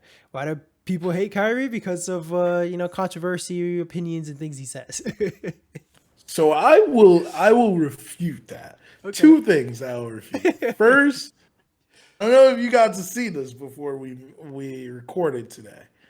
The first wave Mm, of fan votes just came out for All Star, yeah. and Kyrie is sitting at number one at the guard. So I did like see that. there Yep. is still interest, there's still love for Kyrie. Granted, Kyrie has his moments. He Yep. has moments that not unique to any other player. That's not similar to any other player. I'll put it as that. Yeah. I agree with that 100%.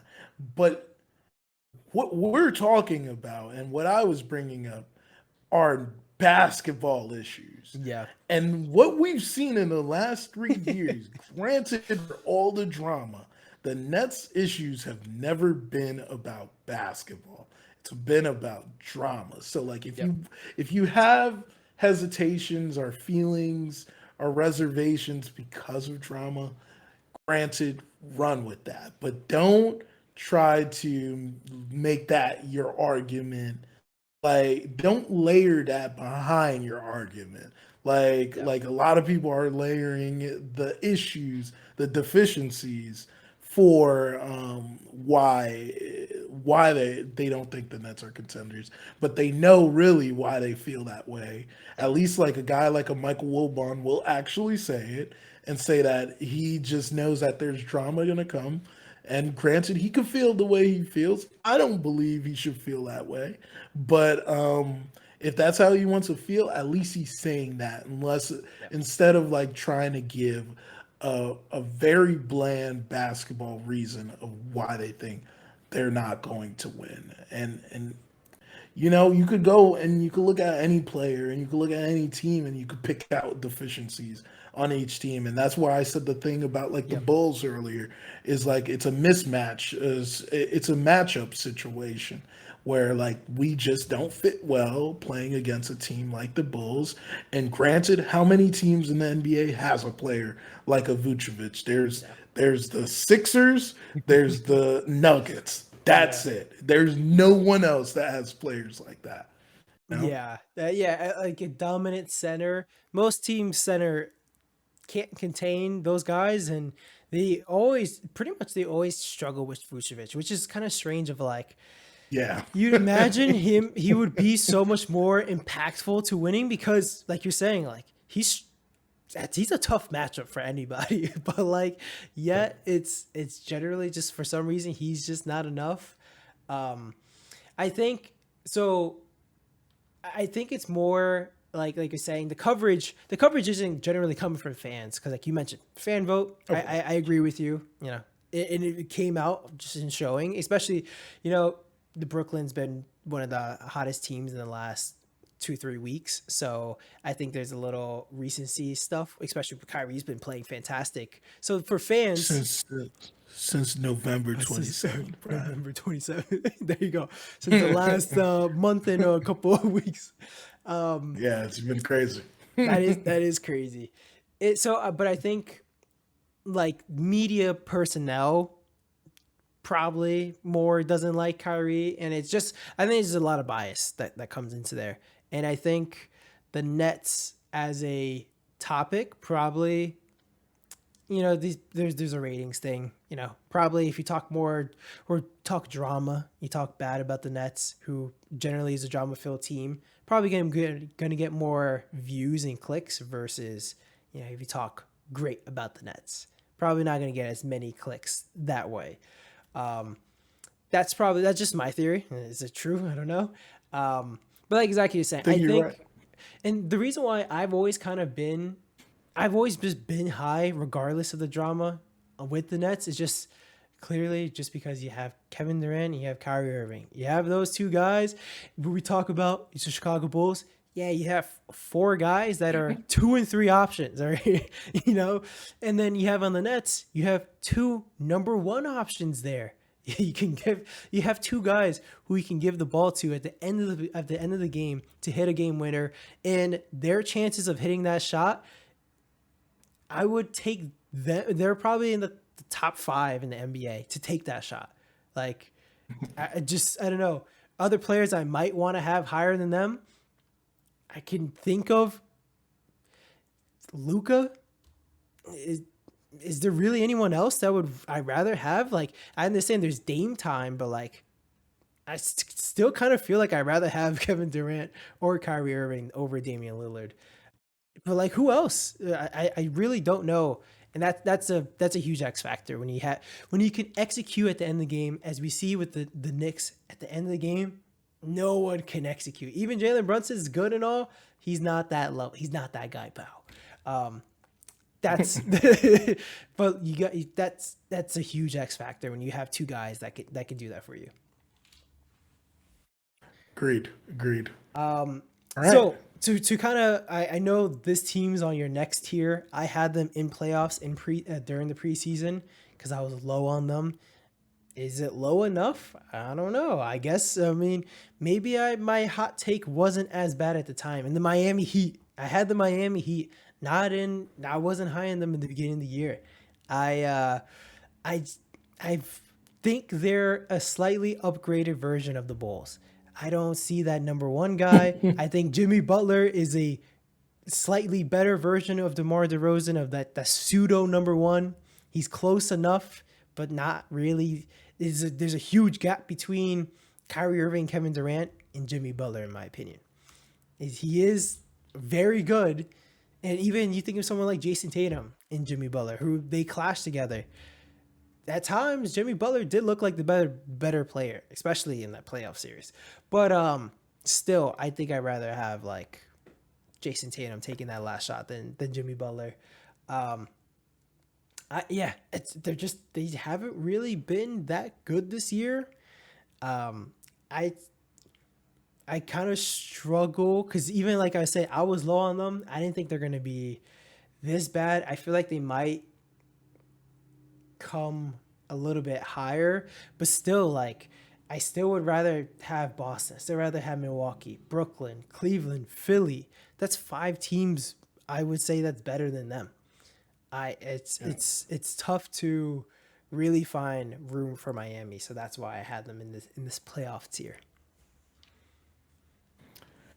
Guess that's a good place. That was all your playoff teams. Yes, That's that was all correct. mine. Yep. Yes, that's a good place for me to start my finals contender, and I agree with you 100%, Brian. You were so right. I was so wrong about these guys. They've turned into the Miami Warm, not the Miami Heat anymore. They are the Miami Warm. They have, in my mind, I think that they're going to be fighting for play-in at this point. And the issue is, I think that I don't think anything changed for them. Yeah. Still think that they're a good team, but the East got so much better Hmm. that like there's no way they're going to have to fight tooth and nail to get to a point where they're respectable compared to the other teams. You already got like teams like the Knicks. I don't think the Knicks are scared of them. You got teams like the Cavs that are definitely not scared of them, Hmm. and then you got the I'm gonna keep on calling them the ironclad of the East. Like they are not scared of Miami. They haven't seen them. Granted, I haven't. The Nets haven't played them yet. I think the Celtics already played them. The Bucks like slapped them around already. Like it's just like they're not on that same level. Yeah. And it's sad to say because they have talent. They do have talent. But like they also did see a regression in Lowry. Um, they Yeah. also now are questioning or have to start questioning what is Bam truly for them? Is that the guy we should be playing through and we should make the focal point? Or are we going to continue doing this project with Jimmy and seeing if he's still that one that we need? And granted, Jimmy's had great games, Yep. but Jimmy, I think, still in my mind, I remember when I said it and you made me eat it a couple years ago, but I'm going to say it again is that Jimmy is like the second best player on a winning team. Hmm. Like, granted, he went all the way to the finals with them in the bubble. You know what I mean? We always talk about the bubble for LeBron and Yeah. call it the Lemmicky and stuff. So like we could do that for the Heat too. Like Yeah. he went to it in the bubble. So like that's all honestly enough to say like hey, but granted they made a bigger stand on that than the Lakers have Yeah. since then because they've been to Eastern Conference Finals a couple times now. Um, and but like I thought they were going to carry that momentum from last year and let that propel them into being a similar team, but like it just doesn't look like that right now. And I can only go off of what I see right now. So right now, what I see is a playing team, and that's where I'm going to keep them at. The Celtics, I disrespected them. They, I'm not even going to go into. I'm not even going to go into it that much. They're a favorite. Like I disrespected them. Like they were. I thought the Ime thing would affect them more than it Me really too. did. Me too. It really has not. You know, like they haven't missed a beat. Joe Mazzulla. Like I guess it's not. You see, I think that is definitely a reason why I would not give Joe Mazzulla the coach of the year this year though. Because it's starting to Mm. prove to me that it doesn't seem like it's just the coach. This is just a squad that's figuring it out. They've been with each other for long enough that you put anyone in there, it's gonna kind of look good. Yeah. And there's some people that do want to put Joe Mazzulla in that conversation. Yo, it's the But flashcards, the Joe Mazzulla flashcards. You know what I'm talking about? You ever seen it? the Spark Note Yeah, the with the spark. Quizlets. Yeah. Yeah, I saw For that. the listeners, pretty much. on you see Quizlet on the Quizlet website, you can see what looks to be the Boston Celtics and Joe Mazzulla's flashcards that they use for studying on on their matchups of like, oh, we're going against, let's say, the Memphis Grizzlies. John Morant likes to go to his right hand and do this certain move, and when like doing flashcards like that. And hey, other teams aren't using Quizlet, so Joe Mazzulla got to get that Coach of the Year. But you can get that game plan real quick. Oh, Yeah. that you think I'm going left? Ah, Yeah. man. You don't know what he's about to see now. Yeah. But no, I agree. That was a pretty funny thing to see when I remember seeing that a couple of Yeah. weeks ago. But moving on, yeah, like I said, I disrespected them. Don't need to go too far into that. But moving on, this team, oh man, was I wrong about this team. This team is teetering very, very, very, very close to being a play-in team. And Ooh. they currently, if the playoffs started today, are a play-in team. Mm-hmm. But, as the beginning of the season, we're playing pretty well. We thought we could get past all the turmoil, Yep. all the issues, but it seems like it is here to stay. The Phoenix Suns, the fraudulent team we were talking about earlier, they are sliding hard right now. They are 20-19, and for that, should I be nice, Brian, or should I give it as it is? Should I be nice to I these guys? I would personally be a little nice. I agree. They're definitely underperforming like crazy. The main thing, or there's two main things I think Books that are out. stopping them. Yeah, books out, and then also who was supposed to be the replacement for Cam, I mean for Jay Crowder, Cam Johnson has only played, I believe, 5 games this season. So you're not even playing Jay Crowder whatsoever, and you refuse to trade him for some reason. He gotta hit that beat. You in that salsa at home, man. Yeah.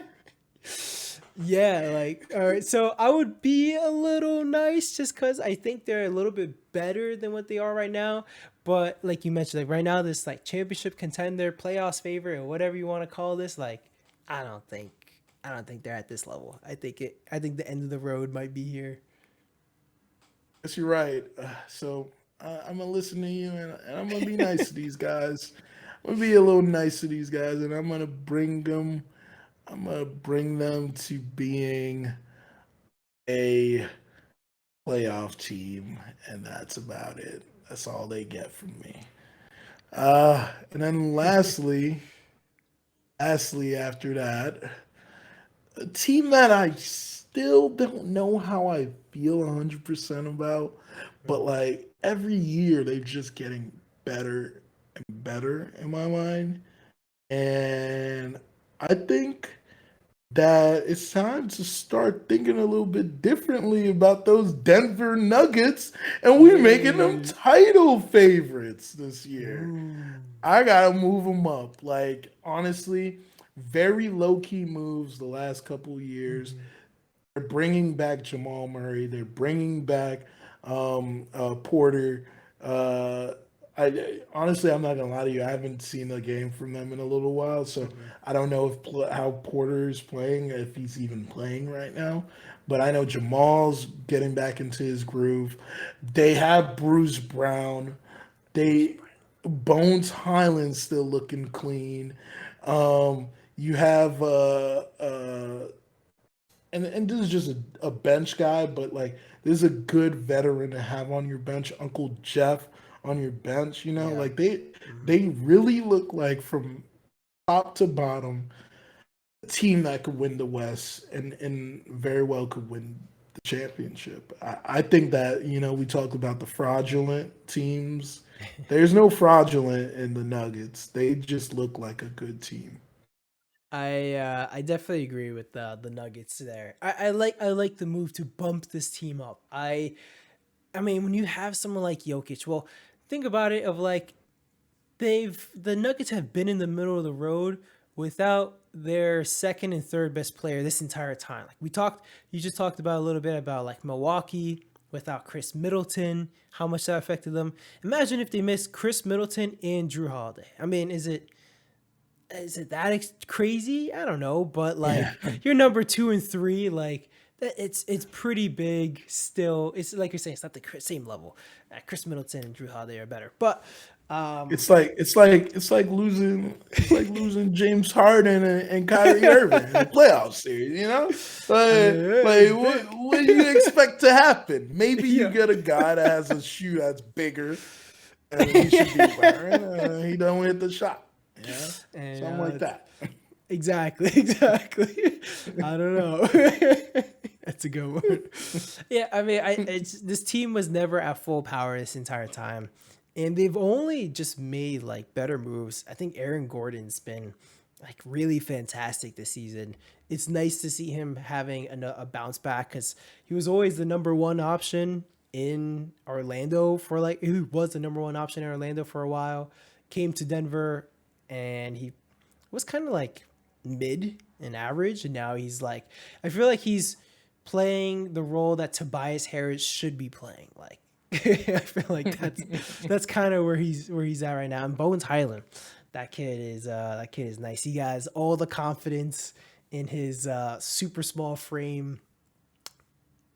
They're playing nice. They got a good team. They got a good coach. I want to see it how it actually works out, and if everyone stays healthy, because already Michael Porter Jr. has missed 10 games or so. Um, so I want to see how it goes out, but so far, Denver Nuggets experiment's looking very good this year. Agreed. And that's all my teams. The That's all your Contenders. teams. I like it. I like it. I don't think I'm or so I'll just go over mine that we just touched on the or I'm surprised. So the Suns stuff definitely agree should probably get lower. Um I had the Memphis Grizzlies here than the playoffs, so I'm gonna keep them here because we talked about the glass house. Uh you had the Clippers higher than in that The next be- tier? At the beginning of the season, I did have Alright. I did have the Clippers at finals favorite. All right, so I have the I have one more Clippers. tier is what I'm saying. Yeah. Because I also have one more tier after this of like the highest. I have it as like these are the championship favorites as the highest, but right now these are just like the contenders I'm talking about. I had the Clippers on here, and I'm gonna keep them here because I still don't know what to think about them. They haven't been fantastic, but they also are like load management central, and that's all they do. So like I can never get a good read on the Clippers. When Kawhi plays, he looks fantastic, and then he doesn't play for like a while.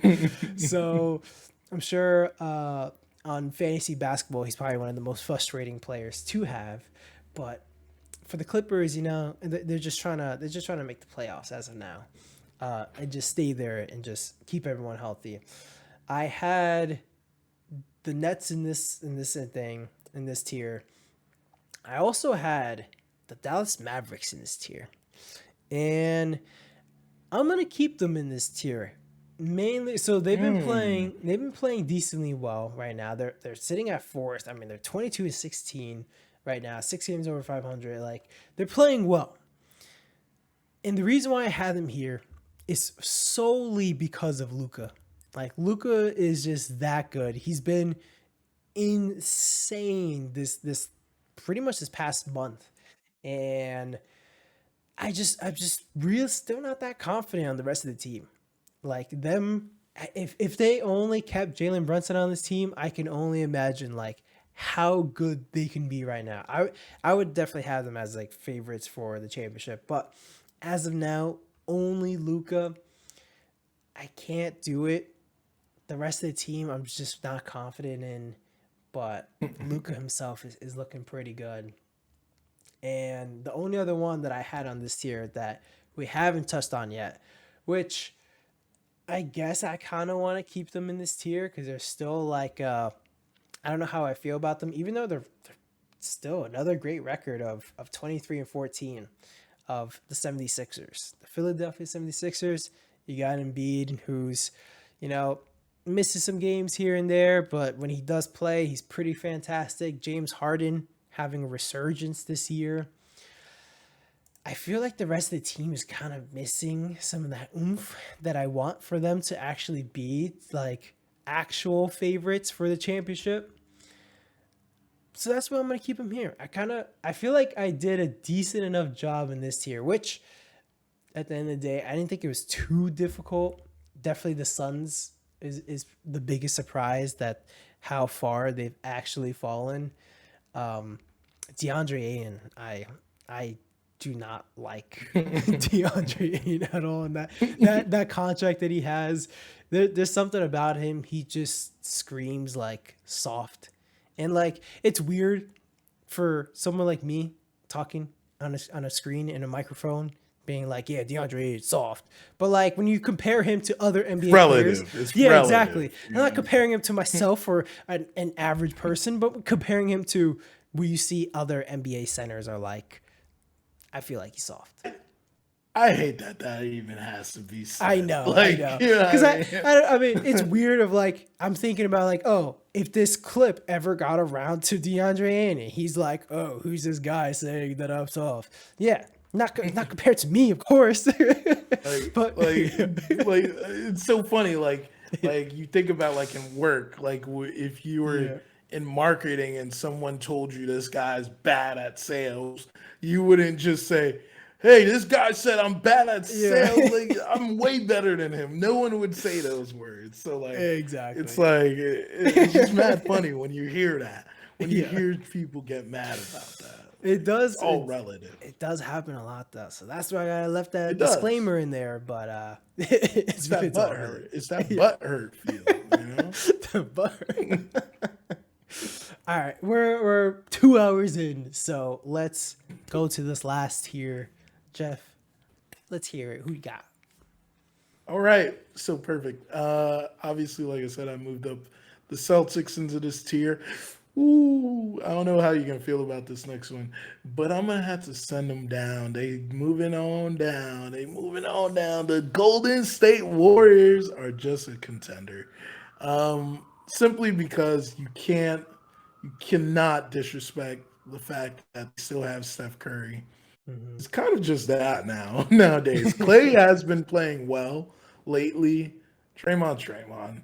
But the rest of the team has figured something out. It was very uncharacteristic very early in the season. Even like a couple weeks ago, it was still very uncharacteristic of the Warriors. But they went on a little run, and they're a little bit over 500 now. So as soon as Steph Curry comes back, I saw some information about him potentially coming back on the 13th. He's not feeling any pain in his shoulder. So I think it was Bob Myers that reported that or released that to the media.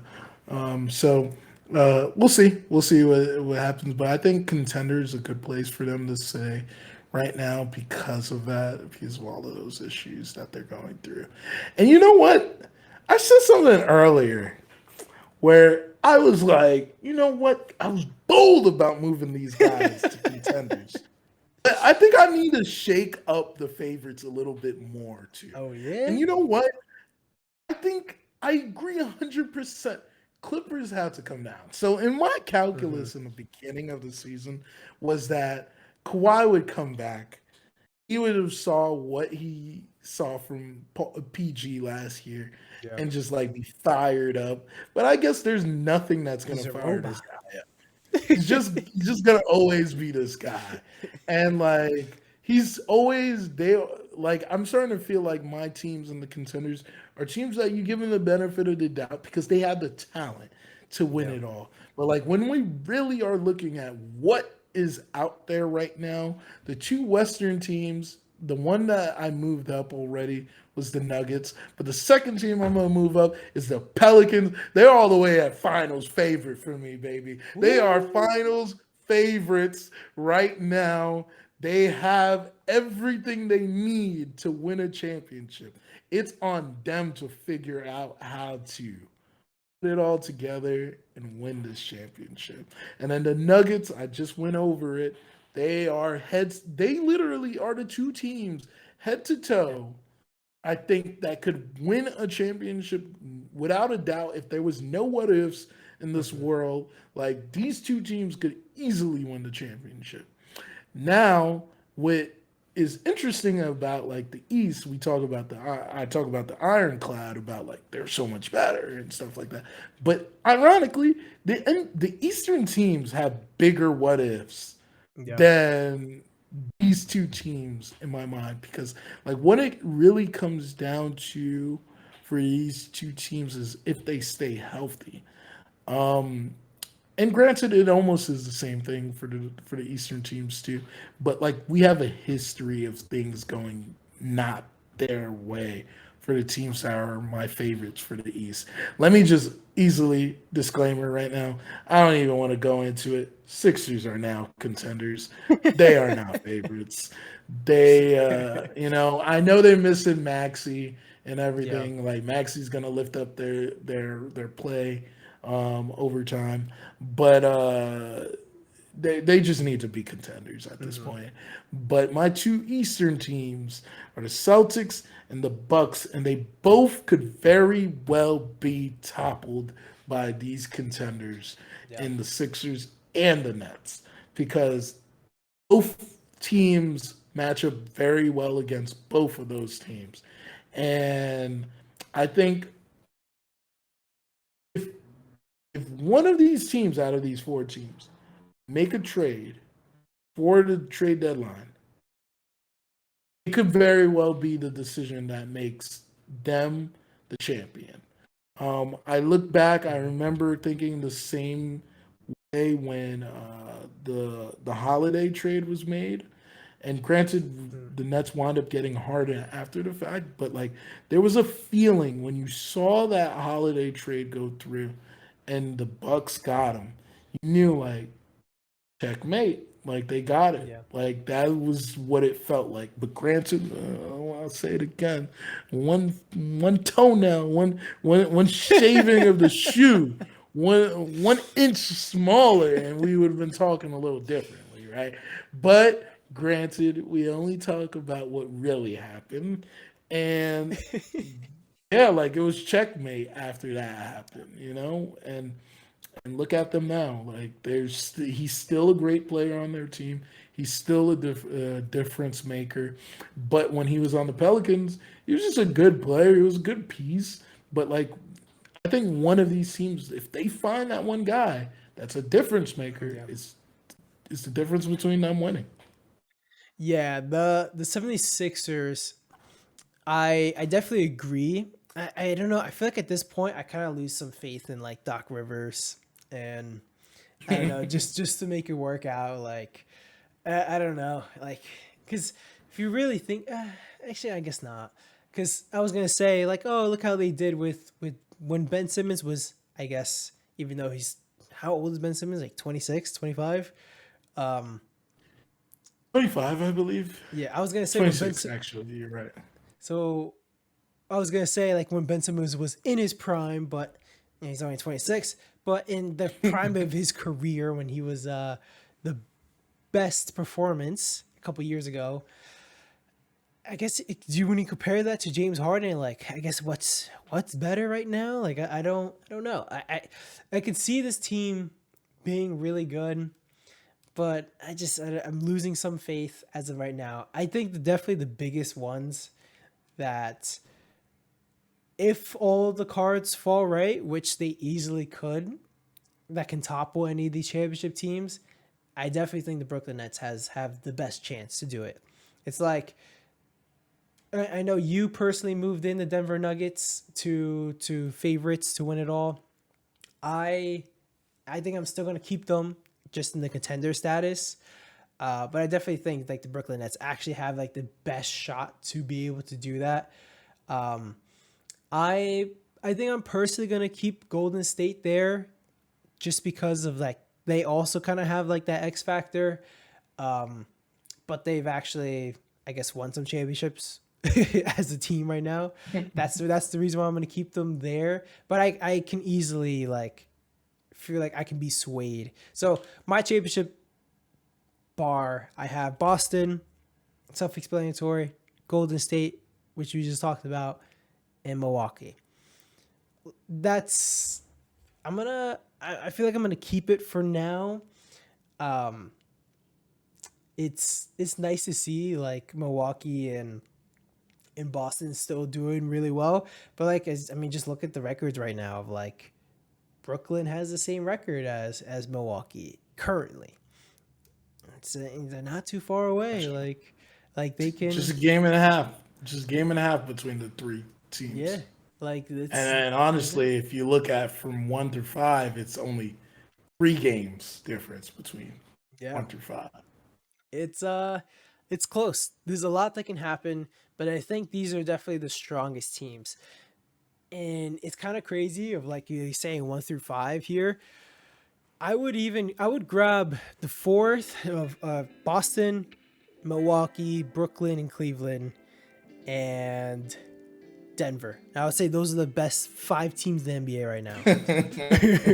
And like four of Yep, them are Eastern teams, Eastern Conference teams, and like that's just crazy to think about.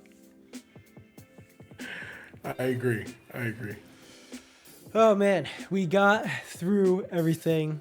We're 2 hours and 10 minutes in.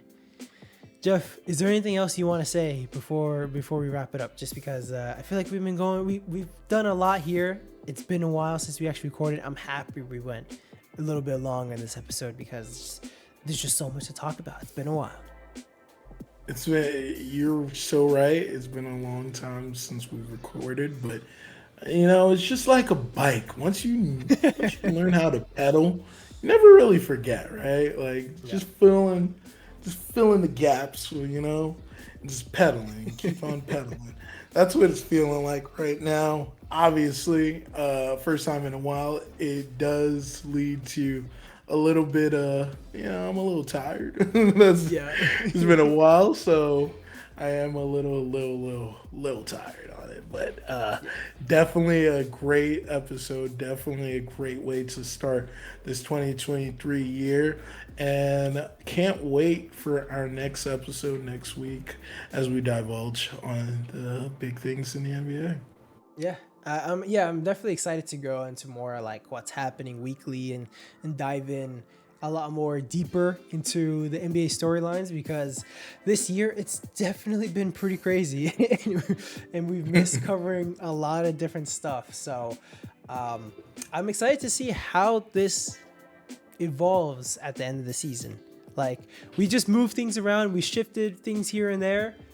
I wanted to see how this is actually going to change. And for the listeners, please let us know, like, what do you guys think in the comment section below? Do you agree with some of our decisions? Would you move someone like the Lakers to the bottom of the barrel? Because I think we have them currently in the play-in section. I don't know. You tell us. And then the Pelicans will truly be a finals favorite because they will get Victor. Yeah, exactly. Oh my God, that'd be insane. Poetic justice. Then now David Griffin's going to be the genius again, and maybe I move him up a bit. Oh my God. But yeah, no, it's been a lot of fun. Please, to the listeners, let us know what you guys think. Excited to actually have another episode next week and be consistent again now that we're in the new year. But yeah, look forward to the next one. This has been a good one, and this has been episode 45. Peace.